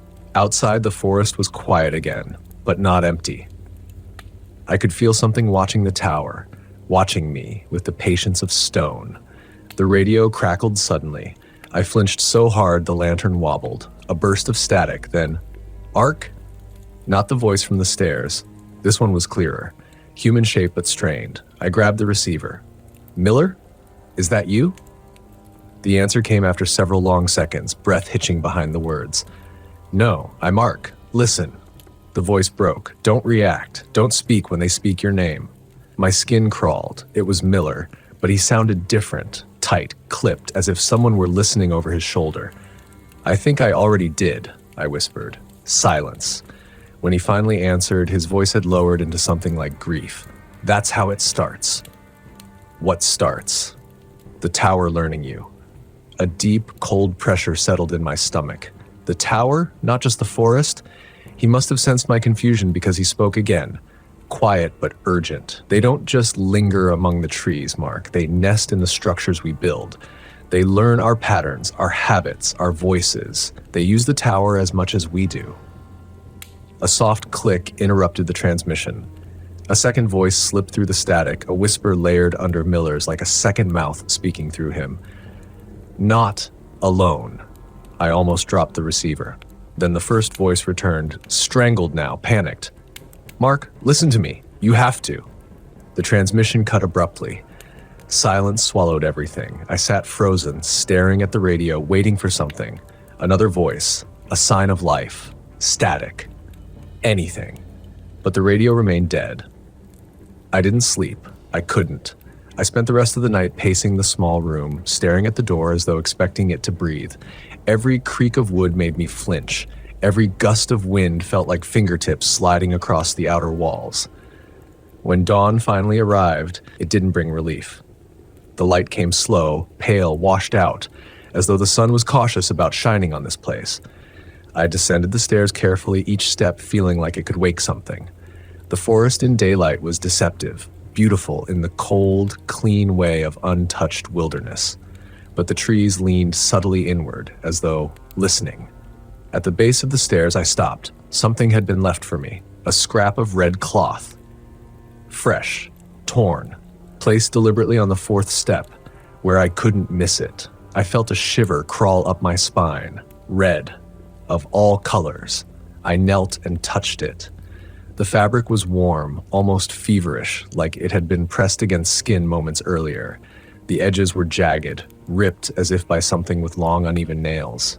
Harrow's words echoed in my mind. Someone has been leaving red fabric at the base of my tower. It didn't feel like a clue. It felt like a message. I scanned the tree line. Nothing moved, but the silence felt staged, rehearsed. When I turned back to the tower, I saw something I hadn't noticed before. Something that made my throat tighten. Thin scratches lined the wooden frame of the door.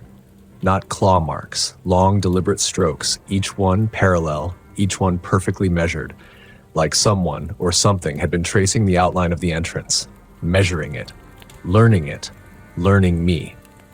I forced myself to walk around the tower's exterior. I didn't want to, but the urge to understand pulsed through me like a fever. On the east side, beneath the lower windows, I froze. Words scratched shallow into the wood, fresh enough that splinters curled at the edges. "Hello, Mark." The letters were crooked, uncertain, as though carved by someone imitating handwriting without ever having seen it before. My legs went weak. They weren't just learning my name. They were practicing it. I stumbled back upstairs, breathing hard, the red cloth still in my hand. The tower felt different now. Warmer somehow, or maybe closer. The floorboards creaked under my feet, but not randomly. There was a rhythm to it, a pattern. Like the tower was adjusting to my movement, like it was listening. I sat heavily at the small desk and opened Harrow's journal to the page about the structures. The entry was shorter than most, but the words carried a weight that felt like a warning shot fired too late. They don't just walk the forest. They occupy the spaces we build. They fill the gaps between beams. They press against the inside of walls. They take the shape of what we give them. If you live here long enough, the tower will start to mimic you. And if you stay even longer, something else will start to mimic the tower. A single line followed. The place learns the person learns the place. Then the place becomes the person. I ran a hand through my hair, feeling sweat at my temples despite the morning cold. I didn't know what was worse, the idea of something out there using my name or the idea of the tower itself trying to become something that used my name. The radio crackled again. I grabbed it instinctively, heart plummeting, but no voice came through this time, just a sound, breathing, slow, steady, inhale, exhale, and then, impossibly, a whisper. You're home. My skin tightened across my bones. I pulled the plug from the radio, but the breathing continued, coming now from the speaker even without power. I slammed the device into the floor and it shattered, wires spilling out like exposed veins. The breathing stopped. But something else shifted. A soft groan traveled through the tower, wood bending, adjusting as though reacting to my panic, or imitating it. I stepped back, pulse hammering. The tower wasn't just creaking, it was trying a new shape, a shape closer to me. As the sun climbed, the light slanted across the floorboards, revealing something I hadn't seen during the night. Footprints, faint impressions in the dust, leading from the door to the center of the room. Human in shape, but too long, too narrow, too deep at the heel. They stopped exactly where I had been sitting earlier, right beside my bunk. The tower had let something in, or something inside the tower had followed me. I stared at the footprints until my vision blurred. And then, from the upper corner of the room, one of the dark spots the lantern never reached, something whispered, "Mark." Not outside, not through the radio, inside, in the walls, close, too close. There are corners of this tower where light refuses to live. That upper right corner where the ceiling slants just slightly, where the wood darkens into a pitch so complete it seems carved from the absence of stars, has always made me uneasy. But until this morning, it had only been a feeling. Now it had a voice. Mark. It lingered like condensation, soft and wet, shaping itself around the syllable with a tenderness I didn't want. My whole body locked. The air in the tower felt warmer, almost humid, as though something had exhaled from inside the wood. I didn't look directly at the corner. That felt important. A rule not written anywhere, but carved instinctively into my nerves. Do not meet the gaze of something that learns by watching. Slowly, without turning my head, I reached for the lantern beside my bunk. My fingers trembled around the handle. The whisper came again, closer this time, not from a mouth. Not exactly. It radiated from the wallboards themselves, like breath caught between them. You're late. Late for what? A cold prickle crawled up my spine. I stood, lantern held close, and took a single step back. The floor creaked under my weight, but not in its usual scattered pattern.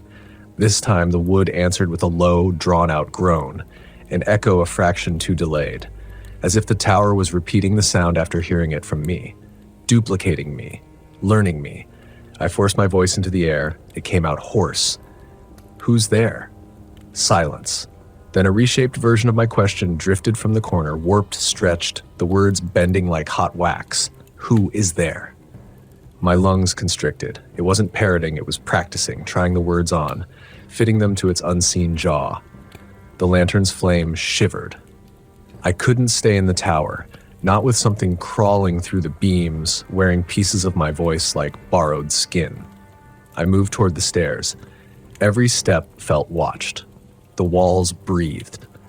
I don't mean that metaphorically. I mean the wood inhaled, subtle but visible. The planks bulged outward with a soft, fleshy sound, then settled back as though deflating. I nearly tripped in my panic. I fled down the stairs, half stumbling, half hoping gravity would throw me out the door before the tower could think to stop me. The morning air hit like ice on fevered skin. I didn't breathe until both boots hit the forest floor. The door shut behind me. Softly. Too softly. For one terrible moment, I had the sense the tower was closing its eyes. Outside, the world felt wrong in a different, older way. The trees stood too still. No wind, no distant bird call, no insects droning from the underbrush. Just holding their breath. I needed air. Space. I needed to get far enough away from the tower to think, but something tugged my attention backward, an irrational urge to look up. I resisted at first, then I failed, and regret clawed at me instantly. Something watched from the lookout window. A dark shape hunched across the sill, not tall, slim instead, folded inward as though studying the empty room, or waiting for me to return. It was perfectly motionless. Yet I knew without question, it wasn't there a minute ago. A sick electric pulse shot through my bones. I backed away slowly, careful not to step on a twig or breathe too loudly. The shape didn't move, but I felt its attention pin me to the ground. Finally, when I was far enough that the tower shrank between branches, I turned toward the forest path. My mind reeled through possibilities. Call Miller, run to the ranger station, abandon everything. Then I froze again. A fresh set of footprints marked the dirt path. Not mine, not human. Long, narrow impressions with a bizarre symmetry. The toes pointed slightly inward, creating parallel tracks that moved with unnatural precision. They led away from the tower, deeper into the woods. And though I couldn't explain why, the thought came with clarity. They weren't leaving. They were guiding, calling, leading me somewhere, or leading something back. A low hum vibrated through the earth beneath my boots, so faint I thought at first it was my heartbeat. But as it grew, the hum resolved into something stranger. Voices, not words, not language. A droning chorus, as if the trees were singing through hollow throats. I stumbled backward, heart slamming. Then the radio in my pocket crackled. I hadn't realized I'd brought it, or that it still worked after I'd smashed it. But the speaker hissed, clearing, shaping. Mark? Damn it. Mark, answer me. Miller, human, breathing, alive. Relief hit me so sharply it hurt. I snatched the radio to my ear. I'm here, I whispered. Miller, something's in the tower. Something was inside the walls. It spoke. It knows my name. Stop. His voice was knife-sharp, urgent. Tell me where you are right now. On the ground, outside the tower, there are footprints. Are you alone? The question made my skin crawl. Yes. A beat of silence. Too long, too heavy. Then don't turn around. Every thought in my head vanished. My breath stopped. Then Miller said, they follow noise, sudden motion, curiosity. The moment you turn to confirm they're there, you acknowledge them, and they learn the shape of your attention. Something shuffled behind me, soft, deliberate, standing just within the reach of my shadow. My knees weakened. I forced myself not to move. Miller, I whispered, what do I do? You walk, he said. Slow, steady, don't run, don't look. And Mark? His voice trembled in a way I'd never heard before. If it says your name again, do not respond, no matter what it sounds like. A faint breath touched the back of my neck. Mark? Not my name, not really. A shape wearing the idea of my name. My eyes stung with tears. I took a step forward, then another. The thing behind me matched each step with soft, wet footfalls, never closer, never farther. Perfectly mirrored timing, as though it walked inside my rhythm. When I reached the first bend in the path, Miller's voice came again, this time lower, afraid. It's not the same one that visited Harrow. How do you know? I whispered. Because it's learning faster. The radio crackled, then cut. Behind me, the forest shifted, a faint, expectant tilt, like a body leaning closer to hear me breathe. I didn't look back, not because I was brave, but because I understood, with a clarity that felt older than fear. If I turned, if I acknowledged it, if I let the forest see me knowing, it would step into that knowing and wear me like a doorway. I walked until the tower disappeared, but the footsteps behind me didn't stop. They just changed rhythm. Closer now, learning me better. The rest of the day passed like a held breath. I tried to keep myself moving, sweeping the tower floor, reorganizing the supply shelf, logging distant smoke that turned out to be nothing but mist evaporating from a valley. But every task felt like I was performing it for an invisible audience. Like I was demonstrating normalcy to something that already knew I was lying. By late afternoon, clouds began to gather, thin, stretched things that looked less like weather and more like smudges left by fingers pressing into the sky. The air cooled, but not enough to justify the sudden hush that rolled through the forest. The hush wasn't silence. It was expectation. Even the wind refused to trespass. Dale's words looped in my head. After sunset, lock your shutters. If you hear knocking, don't answer. Doesn't matter if it sounds like me. I built the courage to reread the old notebook I'd found wedged under the supply cabinet. Dale's handwriting filling page after page in cramped, anxious lines. Most entries were normal enough at first. Weather summaries, patrol routes, a note about changing batteries in the spotlight. Then the rules started. Strange ones, contradictory ones, ones that sounded like they belonged to people who had been afraid for a very long time, never looked directly between two leaning pines. There are more trees there than you can count. If dawn arrives late, don't acknowledge it. It comes when it wants. When something asks for your name, give it a lie. Don't apologize. They take apologies as permission. The last entry was only 3 words. They learned me. The sun sank faster than usual, almost as if pulled. I closed each shutter one by one, the metal latches trembling under my hands. The tower darkened until the only light came from my lantern, weak and honey-colored, casting long, wavering shapes across the walls. Night deepened. The hush thickened. I sat on my cot with the notebook in my lap. I meant to keep reading, but kept glancing at the windows, waiting, listening, imagining the forest shifting outside like a great animal settling around me. Around 11, the first noise came. A distant tapping. It sounded like beetles striking wood. Too faint to be anything important, but persistent. In sets of 3, far below the tower near the ground, I froze, held my breath. The tapping stopped. A minute later, it returned, closer this time. Less like an insect, more like a knuckle. Tap, tap, tap. Something climbed the tower. The wood groaned under the weight of whatever it was, too heavy for a raccoon, too deliberate for the wind. It moved slowly, feeling each rung of the ladder like fingers playing a familiar instrument. Halfway up, it paused. I clutched the notebook to my chest, trying to steady my breathing, but each inhale felt like it echoed in the dark. I remembered another rule I'd skimmed over earlier. If it climbs slow, it's choosing which voice to use. My skin went cold. Another scrape, another shift of weight. Then, "Hey," a voice whispered from just outside the shutter near my bed. "It's me." Dale's voice. A perfect imitation. Same tone, same easy drawl, same way he softened the edges of sentences as if trying not to spook a skittish animal. But the words were wrong. Too gentle, too coaxing. "Are you awake?" Tap, tap, tap.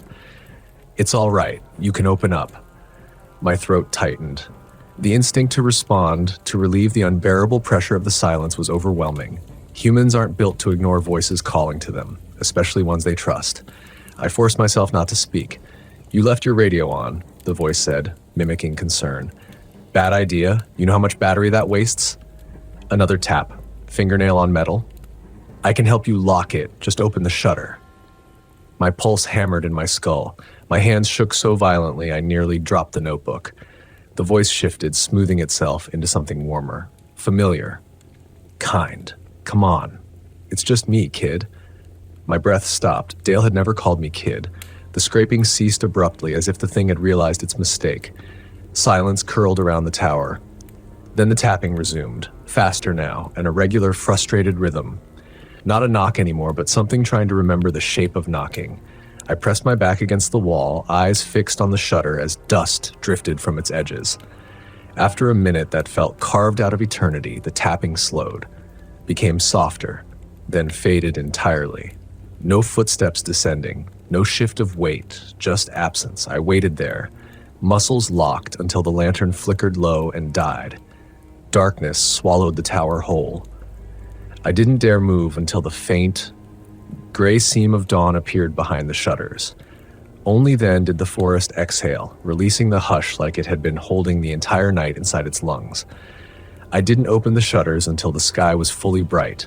Nothing waited outside, no footprints in the dirt, no broken branches, no clues, except for one.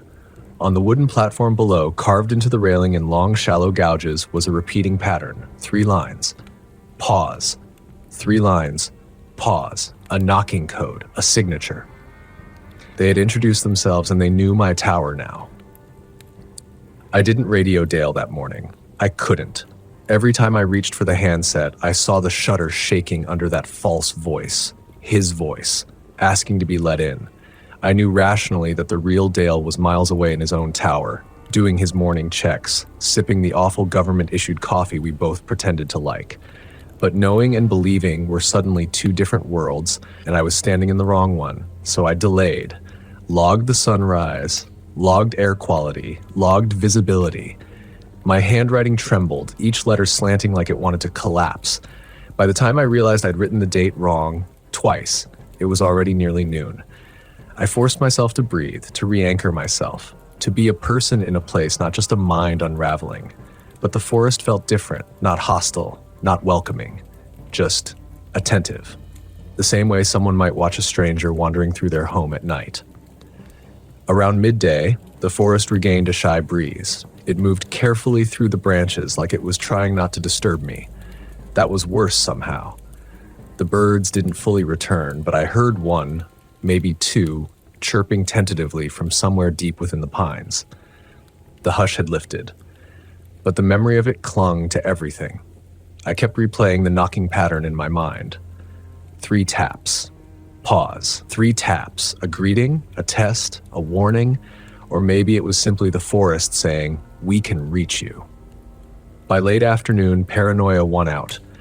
I climbed down the tower, the first time I'd left it since the night before. My legs still felt watery, but the solid ground provided a strange kind of grounding. The air smelled like sap and cold earth. Normal scents. Familiar ones. I followed the perimeter trail, checking for signs of intrusion, even though I knew whatever had visited me didn't leave tracks like animals did. Still, I needed to see for myself. Halfway around the east side, where the pines leaned slightly inward like conspirators, I found something. Not tracks, not scratches, not broken branches. A voice. "Hey." It came from behind me, casual, light, Dale's voice. My heart thudded once, hard, before instinct kicked in and I spun around. Nothing. Not a single human silhouette among the trees. Just a dense wall of trunks and shadow. But the voice came again, drifting from a patch of shade between 2 leaning pines. "You shouldn't be out here alone." It was exactly Dale's voice. But the tone was wrong. Too flat, too rehearsed, like an echo that had been practicing. My mouth tightened. "Say something else," I whispered before I could stop myself. Silence. Then, "You shouldn't be out here alone." The exact same inflection, the exact same pacing, as if it only had one line to read. I stumbled back, my spine pressed against cold bark. The notebook rules screamed through my mind: never speak near the leaning pines. They like to listen there. Never let them practice with your name. I clamped my mouth shut so sharply I bit my tongue. Another voice, this time from my left. Softer, breathier, my own voice. "You okay?" I broke, bolted. The forest blurred into streaks of brown and green as I ran. Brambles clawed at my ankles, black pine needles rained under my pounding feet, and somewhere behind me, the forest laughed. Not out loud, not like a person, but in the rustling of the branches, in the timing of the wind, in the way the echoes followed too quickly. As if delighted I had finally played the game. I didn't stop until I reached the ladder. I nearly missed the first rung, scrambled like an animal, practically threw myself up the steps 2 at a time. When I slammed the hatch shut behind me, my lungs burned and my hands shook so hard I couldn't grip anything. The tower felt smaller, like the walls had leaned in, like the forest's breath had risen into the room with me. I didn't realize the radio was on until it crackled. "Tower 6, you missed check-in," Dale said. "Everything good?" His voice. The real voice. Or I wanted it to be. My hand hovered over the radio. I couldn't trust my ears. Not after the forest had used his voice like a discarded tool. So I stayed silent. After a moment, Dale tried again. "You awake up there? You're making me nervous." Still, I said nothing. Rule number I'd lost track of which echoed in my memory. When something asks for your name, give it a lie. When something uses yours, stay quiet. I wasn't about to risk responding to something pretending to be him. The radio crackled again, and this time Dale's voice hardened. "Kid, answer me. Now." That word again. Kid. But this time I wasn't sure if it was the forest making a mistake or Dale avoiding mine. I swallowed hard. "Dale," I said, forcing calm into my voice, "what's the first rule you told me when I arrived?" A long silence. Then, "Don't overthink things." Wrong. So deeply, undeniably wrong. The radio clicked off. A chill crawled across my skin, slow as frost. I backed away from the radio, watching it like it might grow teeth. The forest outside the shutters was quiet again. Not the complete hush of the dead hours, but something thoughtful. Something waiting for the next move. I needed answers, real ones. There was only one place I might get them. I knelt by the cot and pulled out the notebook. Pages filled with feverish scribbles, crossed out lines, redrawn rules, frantic underlining. I flipped toward the back, hoping for some kind of explanation, some summary that made sense of the chaos. Instead, I found a page I swear hadn't been there before. Fresh ink, still slightly glossy. Only one sentence. "If they learn your voice, they'll try for your name next." My hands went numb. A second line waited beneath it, and "If they learn your knock." I didn't sleep that night. Not with the forest whispering outside. Not with the tower shifting like a creature inhaling. Not with the sure, suffocating realization that the thing using Dale's voice wasn't just mimicking. It was practicing, learning, preparing, and sooner or later it was going to say my name perfectly. I sat upright all night, back pressed to the wall, lantern flickering in a nervous rhythm that matched the twitching of my hands. Every time the flame shuddered, I thought I heard it. My voice, or Dale's voice, or something halfway between. Drifting up from the pines below, the forest was practicing, and it was getting better. Around 3 a.m, the wind returned. Not a normal wind. This one carried a faint, warbling hum beneath it, almost melodic, like someone whisper singing to themselves at the bottom of a well. The trees bent with each swell as if responding to a familiar hymn. I felt watched, not by eyes, by intention, by something old enough to make the night itself hold its breath. I stayed awake until dawn cracked open the world again. Thin light scraped across the horizon, washing the pines in pale color. The forest didn't feel safer in daylight, not anymore, but at least I could see what wasn't there, or what pretended not to be. I forced myself into my routine, brewed stale coffee, logged wind direction, wrote the date correctly on the 3rd try. My hands tingled with leftover adrenaline, but routine was the only rope tying me to sanity. Halfway through recording humidity levels, the radio chirped. A single click, then silence. Like someone testing the button. I waited.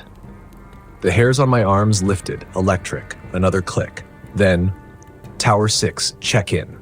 My stomach tightened. The voice sounded like Dale's, but slower, like the words were being assembled, not spoken. I didn't answer, couldn't. Tower 6, the voice repeated, this time hitting the cadence more naturally. Check in. No, not natural, just improved. I backed away from the radio until my calves hit the cot. The forest was learning my schedule, my triggers, my fear. I stared at the notebook on the floor and picked it up. The page with the fresh ink stared back at me. If they learn your name, they don't have to knock. My name sat lodged at the back of my throat like a swallowed stone. I didn't speak it even to myself. I flipped through the other pages. Lines of desperate warnings from a man who had clearly run out of options near the end. One entry caught my eye, written so shakily the letters tangled into each other. They remember voices better than faces, better than scents, better than footsteps, better than blood. Beneath that, squeezed into the margin, once they learn you, the forest keeps your memory even if you leave. The tower groaned, loud enough to startle me. A long, aching stretch of wood under strain, like something heavy leaned against one of the support beams. I froze. The sound came again. A slow push, a drag, like a hand pressing along the outer wall. I crawled to the far side of the room, clutching the notebook like it could shield me. The dragging sound moved, past the south shutter, then the west, then paused under the window near the radio. Silence, then a whisper. Soft, tentative, almost tender. The beginning of my name, not perfect, not fully formed, but close enough that my heart lurched painfully. The forest had been practicing, but now it was performing. I clamped both hands over my mouth to stifle the reflex answer I could feel rising up my throat like someone tugging a puppet string. The pressure behind the shutter grew, wood flexing inward just slightly, then relaxing. "Are you in there?" the voice asked. A careful mimic of worry, of familiarity. Someone else's worry, someone else's familiarity. I didn't move, didn't breathe. "Please," it whispered, "talk to me." The inflection wasn't mine this time. It wasn't Dale's either. It was searching, trying on different shapes, different emotional colors, as if it was cycling through possibilities until it found one that opened the shutter. The notebook slipped from my hand and hit the floorboards with a soft thud. The voice stopped, listened, then, "I know that sound." My blood iced. Something scraped down the side of the tower, a slow, dragging fingertip or claw or something in between. It trailed down one shutter, then another, as if mapping the boundaries of my fear. Then everything stopped. No movement, no voice, no wind, a complete, smothering stillness. Minutes passed, or hours. Time lost meaning inside that thick, oppressive quiet. When the noise finally came, it was so soft I almost didn't understand it at first. Knocking on the hatch beneath the tower floor. Not the shutters, not the door, but directly under my feet. The forest didn't need to climb anymore. "Let me in," said a voice beneath the boards. This time it was perfect. My name, spoken in Dale's drawl, spoken in my mother's tone, spoken in the exact warmth of someone who knew me, loved me, trusted me. Someone who didn't exist here. The effect was worse than any scream. I shoved my palms against my ears, shaking my head violently, but the voice seeped into the cracks between the boards, into the wood grain, into the very air. "Let me in," it whispered again. My name curling beautifully at the end. I staggered toward the radio like a drunk man, grabbed the handset, and forced breath into my lungs. "Dale," I whispered, too afraid to raise my voice. "If it's really you, what did you tell me on my first night here?" Static. A long pause. Then Dale's real voice, rough and exhausted. "I told you to trust the forest's silence." Not the rule I expected, not one I remembered, but something about it, something in the tremor of his voice, was undeniably human. Before I could respond, the hatch thudded once, hard, then again, louder. Something was testing the lock. Dale's voice on the radio sharpened instantly. "Kid, whatever you do, don't say your name, don't acknowledge it. Don't." The line cut. The thudding below grew rapid, angry now, shaking dust from the rafters. I backed against the far wall, the tower trembling with each impact. The shutters rattled, the lantern flickered violently, and beneath everything, beneath the wood and wind and breaking breath, a new sound rose, a wet, rhythmic inhaling. Like the tower itself had grown lungs, like the forest was getting ready to speak with me properly. Then, just as abruptly as it began, everything stopped. No more knocking, no breathing, no whispering, just the sound of my own pulse hammering in my ears. The forest had gone silent again. Not empty, not retreating, just resetting, as if it had learned enough for tonight. As if tomorrow it would try again, better, closer, more perfect. I slid down the wall and curled into myself, shaking until the first pale light of dawn seeped cautiously into the cracks of the shutters. Only then did the forest exhale. Only then did I realize the truth. It wasn't trying to get inside the tower. It was trying to get inside me. I didn't remember falling asleep, but I remembered waking. A strange, metallic taste coated my tongue like I'd been chewing on pennies. My neck ached from sleeping upright against the wall, and the lantern had burned out hours ago, leaving only the thin morning light leaking through the shutter seams. For a moment, I thought the night had been a dream. The borrowed voices, the knocking from beneath the floorboards, the forest practicing my name like a musician warming up. But when I shifted my weight, dust drifted from the hatch. The boards there were slightly bowed, strained, bruised. It had happened, all of it. I stood slowly, legs trembling beneath me. It took an effort to move toward the shutters, but the need for proof, visual, anchored reality, overpowered the fear. I unlatched the eastern shutter and eased it open. Morning spilled into the tower. The forest looked normal, deceptively so. Pines swayed softly, a mild breeze threading through their needles. Birds, real ones, chirped sporadically, tentative as if still recovering from the hush. The world hadn't ended overnight. Nothing monstrous stood at the foot of the tower, waiting. But the normalcy felt staged, like a painting set out to reassure me. I scanned the ground near the base of the tower. No footprints, of course, no claw marks, no signs of impact despite the force that had slammed the hatch repeatedly, just the undisturbed carpet of pine needles. They didn't leave traces unless they wanted to. I closed the shutter again. My hands were steadier now, but my heartbeat wasn't. I needed answers. Real ones. The kind Dale had been dodging since the day I arrived. I grabbed the radio. "Tower 2, I said softly. "Dale, you there?" Nothing but static. "Dale, if you're alive, respond." A long, crackling pause filled the tower. My breath hitched. Then, "I'm here." His voice, hoarse, human, exhausted. I sank onto the cot, gripping the radio tightly. "You told me yesterday, trust the forest's silence. That wasn't one of your rules. Why did you say that?" He exhaled shakily. "Because it wasn't a rule, it was a warning." "Explain." "You don't trust silence because it's safe," he said. "You trust it because it's honest. Noise can lie. Silence usually doesn't bother to." The words settled uneasily. "What happened last night?" I asked. "It tried to say my name." A long stretch of quiet buzzed through the speaker before he responded. "That's the first stage," he said. "Recognition. Once it recognizes you, it starts testing boundaries. Your voice, your emotions, your routines. It needs a foothold." My throat tightened. "A foothold for what?" "To speak through you," he said. "Not just imitate you. Use you." A cold numbness spread through my hands. "What does it want?" I whispered. "I don't know." It sounded like the truth, or the closest he could admit to. "But," he added, "it always starts the same way, with a name." I pressed my lips together until they hurt. "Why didn't you tell me sooner?" "You wouldn't have believed me. He wasn't entirely wrong. But I need to know the rest," I said. "Everything.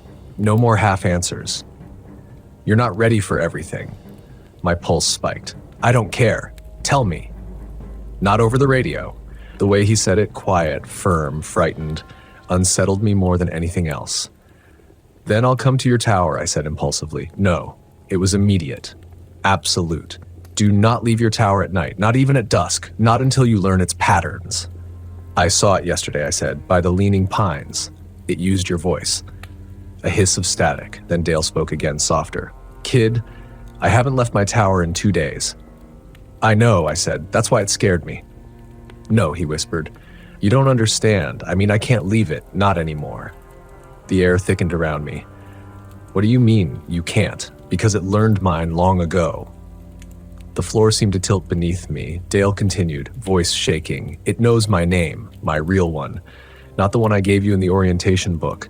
That's why I'm stuck here. If I step outside, it'll walk me into the trees and I won't come back." My lungs emptied slowly, painfully. "Then how are you still you?" "I follow the rules," he said. "Every damn one of them, every day, and I don't speak more than I need to. I don't give it anything else to mimic." "And it leaves you alone?" Another stretch of silence. "No," he admitted, "but it hasn't replaced me yet. That's all I can hope for." Replaced. The word rooted itself deep in my stomach. "Listen," he said, "you still have a chance. It's early with you. It's only just begun recognition. That means you're still strong, but now you need to understand the biggest rule of all." "What rule?" He inhaled sharply, as if bracing himself. "The forest doesn't hunt, and it doesn't chase. It invites." The phrase made something inside me twist. "That thing last night wasn't trying to break in," he continued. "It was trying to make you open the door yourself. Because once you do, even once, you're not protected by the tower anymore." My skin prickled. "So what happens now?" I asked. "You learn its rhythms," he said. "You learn what hours it moves, what sounds belong to it, what silence belongs to you. And most importantly," his voice dropped into a low, urgent rasp, "you never let it hear your name, not even by accident." I swallowed hard. "I won't." "Good," he said. "Then tonight, pay attention. There's one pattern we haven't talked yet." "What pattern?" "That breath you heard. The tower inhaling. That means it's close, but not focused. It's searching, feeling, testing the perimeter. And if I hear it again, If you hear it, Dale said bleakly, you'd better pray it isn't saying anything. Static surged suddenly, sharp, violent. Dale? I yelped. Dale! A whisper cut through the speaker. Not Dale, not human.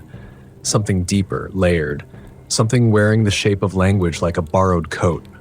Are you alone? I dropped the radio. The forest outside the shutters went still. Then something moved at the edge of the clearing. Too large to be an animal, too fluid to be a person. A shifting shadow sliding between the trunks, keeping itself half invisible. Searching, listening. Recognition wasn't enough anymore. Now it wanted confirmation, and night hadn't even fallen yet. I barely slept after the night of the signal. Even now, I'm not sure if it was the cold, the dread, the unmistakable sensation that something was studying me from just beyond the glass.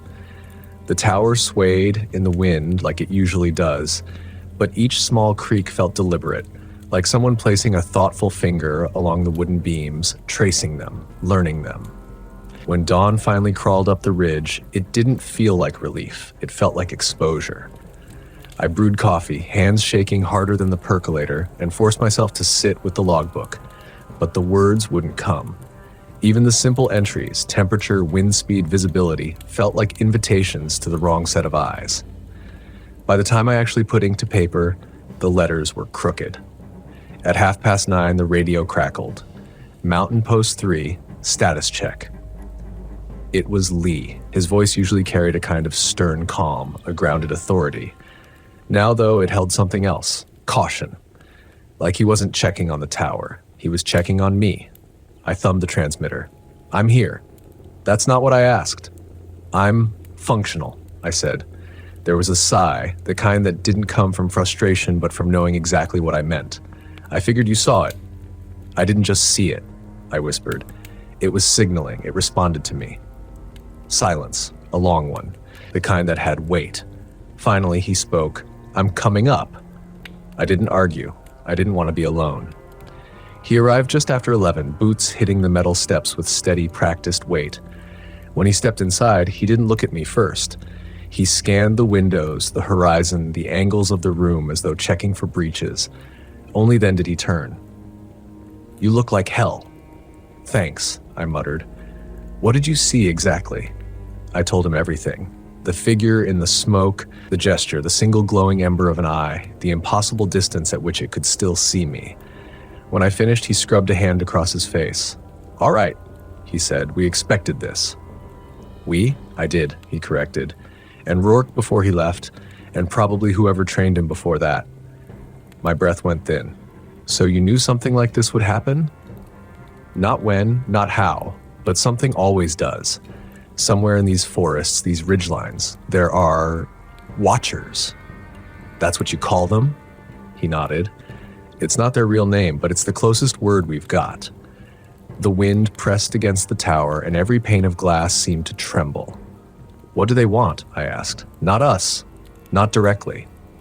He walked to the north window and stared at the black line of burned forest. They follow old rules, older than this forest, older than us being here, but they react when we break them. Like the tobacco ashes, the red clothing, the perimeter line. And the one you broke last night, he said quietly. Never acknowledge a signal you don't understand.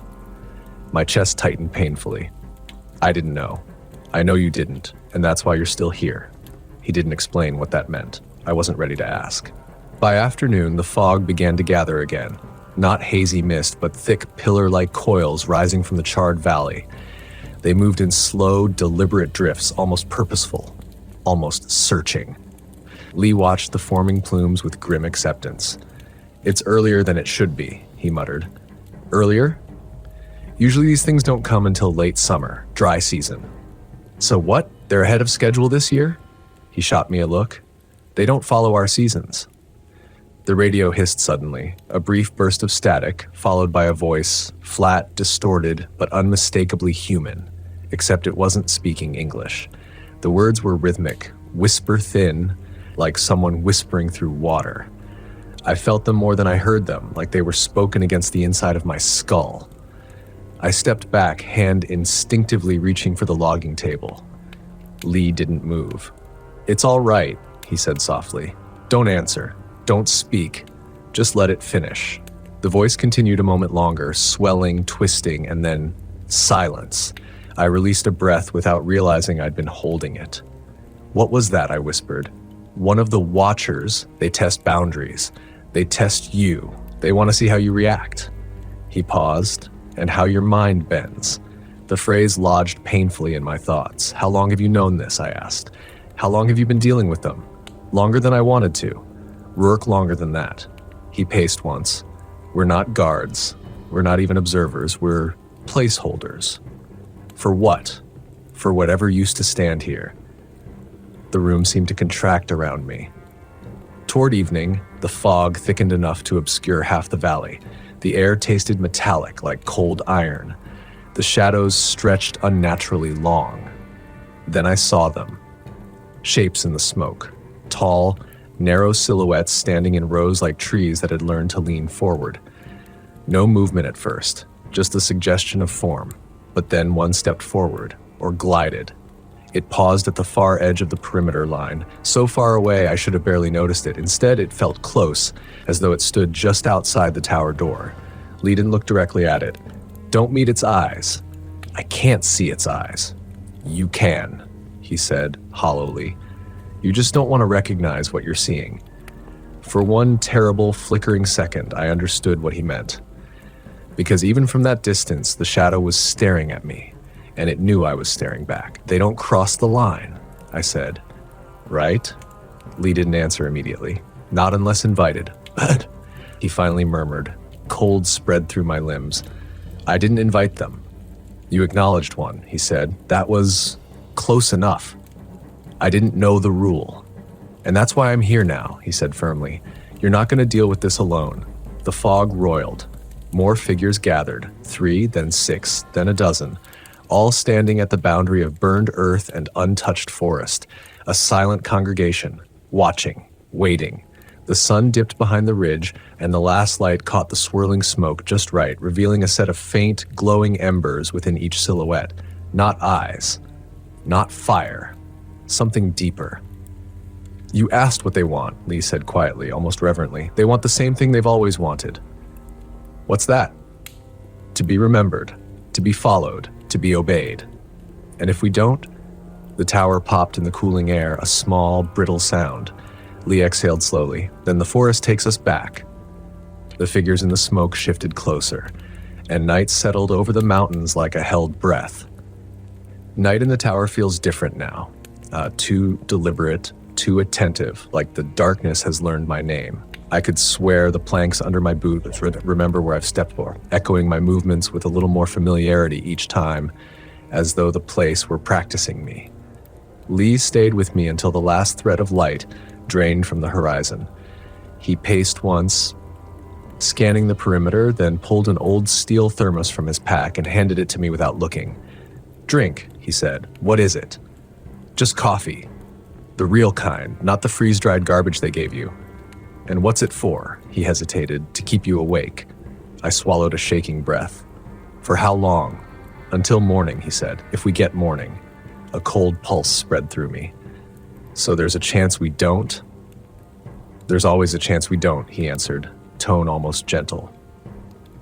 This place runs on chances and rules, and you broke one. He wasn't blaming me.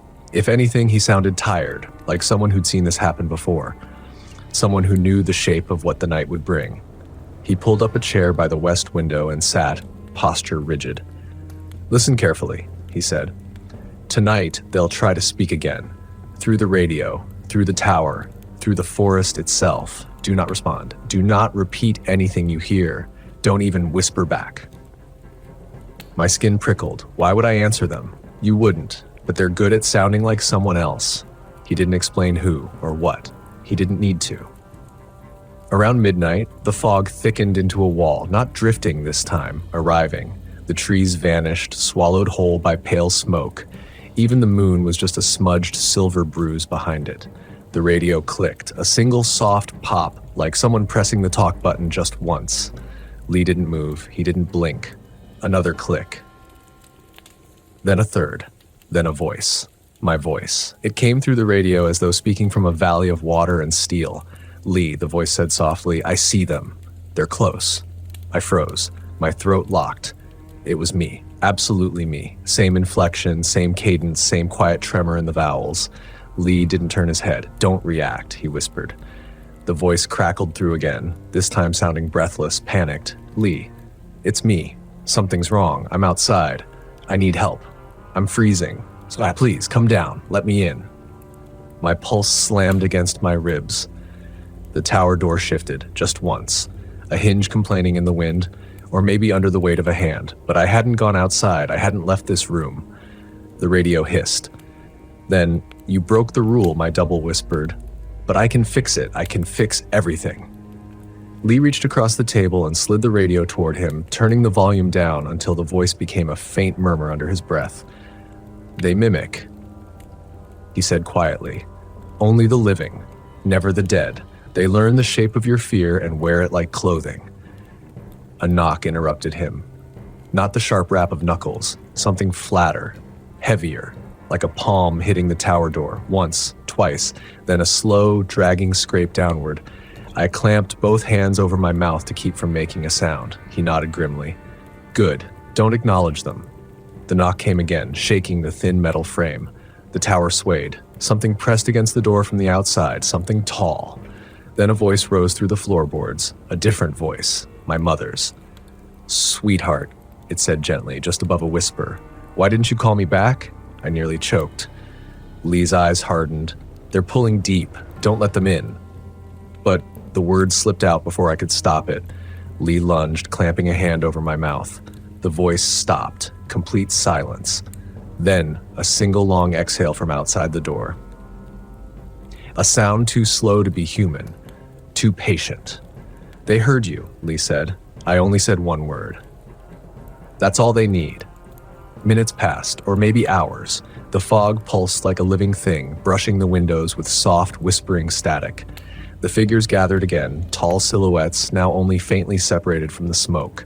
Dozens of them, a perimeter of watchers. Every ember eye turned toward the tower. I felt the pressure of their attention like weight on my chest. What do they want from me? I whispered. Lee didn't look away from the window, his jaw tightened. Not you. What? They want replacement. The word hit me like a stone. For what used to stand here, he continued. This tower wasn't always a tower. This spot, this ridgeline, it belonged to something older, something that held vigil long before fire lookouts existed.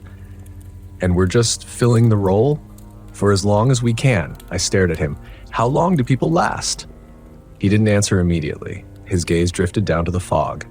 Rourke lasted 8 years. That's a long time. He lasted 8 years, Lee repeated, but he stopped sleeping after 3. The tower groaned suddenly. An old canvas stretched too tight. From below us, something began to climb the outer supports. Not fast, slow, deliberate. Metal pinged under its weight, one rung, then another, then another. Lee stood, hand instinctively moving toward the flare gun mounted near the window. Don't shoot, I whispered. If it breaches, we're done, he said. The climbing stopped. Just outside the window to my right, I couldn't breathe. A shadow passed over the glass. No face, no features, just shape. Wrong proportions, wrong angles, wrong height. It leaned forward, inspecting the interior of the tower, looking for me. Then, without warning, it tapped the window. A single, gentle tap, like a polite invitation. My vision narrowed, my mind filled with a quiet hum, like distant chanting. The ember glow behind the fog brightened. Don't look at it, Lee said sharply. But part of me wanted to. Part of me felt it calling. Not my name. Something older, something buried deep beneath thought. I pressed my palms to my ears, trying to drown it out, but the hum only grew, vibrating bone, vibrating marrow. The fog thickened outside until the silhouettes vanished altogether. Only the tapping remained.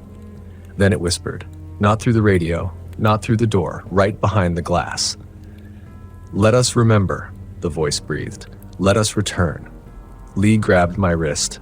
Get away from the window, he snapped. I stumbled back, breath ragged. The tower shuddered. The tapping grew louder, sharper, frantic. And then, as suddenly as it began, it stopped. All at once. The fog collapsed inward like a curtain dropping. The figures dissolved. The hum vanished. Silence swallowed the mountain. Lee kept his grip on my wrist until the sky began to lighten at the edges, until the first thread of morning bled over the ridge. Only then did he let go. "You made it," he said. I wasn't sure I believed him. At sunrise, the world looked untouched. No footprints, no fog, no tapping, just the charred valley, the wind, the endless stretch of pines, but I felt it in the marrow of the tower, and in the marrow of myself. I turned to Lee. "What happens now?" "You stay," he said. "You learn the rules. You follow them. You don't break another one. And if I do," he looked at me with an expression that wasn't unkind, but carried the gravity of someone who'd buried more truths than he'd ever spoken aloud, "then the forest will stop waiting." He started down the steps, leaving me in the doorway. Before he reached the ground, he looked up at me one last time. "And whatever you do," he said, "don't answer the voices. Day or night, they remember those who answer." I nodded. But as he walked away, I couldn't shake one gnawing question. If the Watchers remember those who answer, why did the fog whisper my name before I ever spoke a word? And why, even now, in the corner of the tower where the shadows cling, does something still tap softly when no one else is here? End.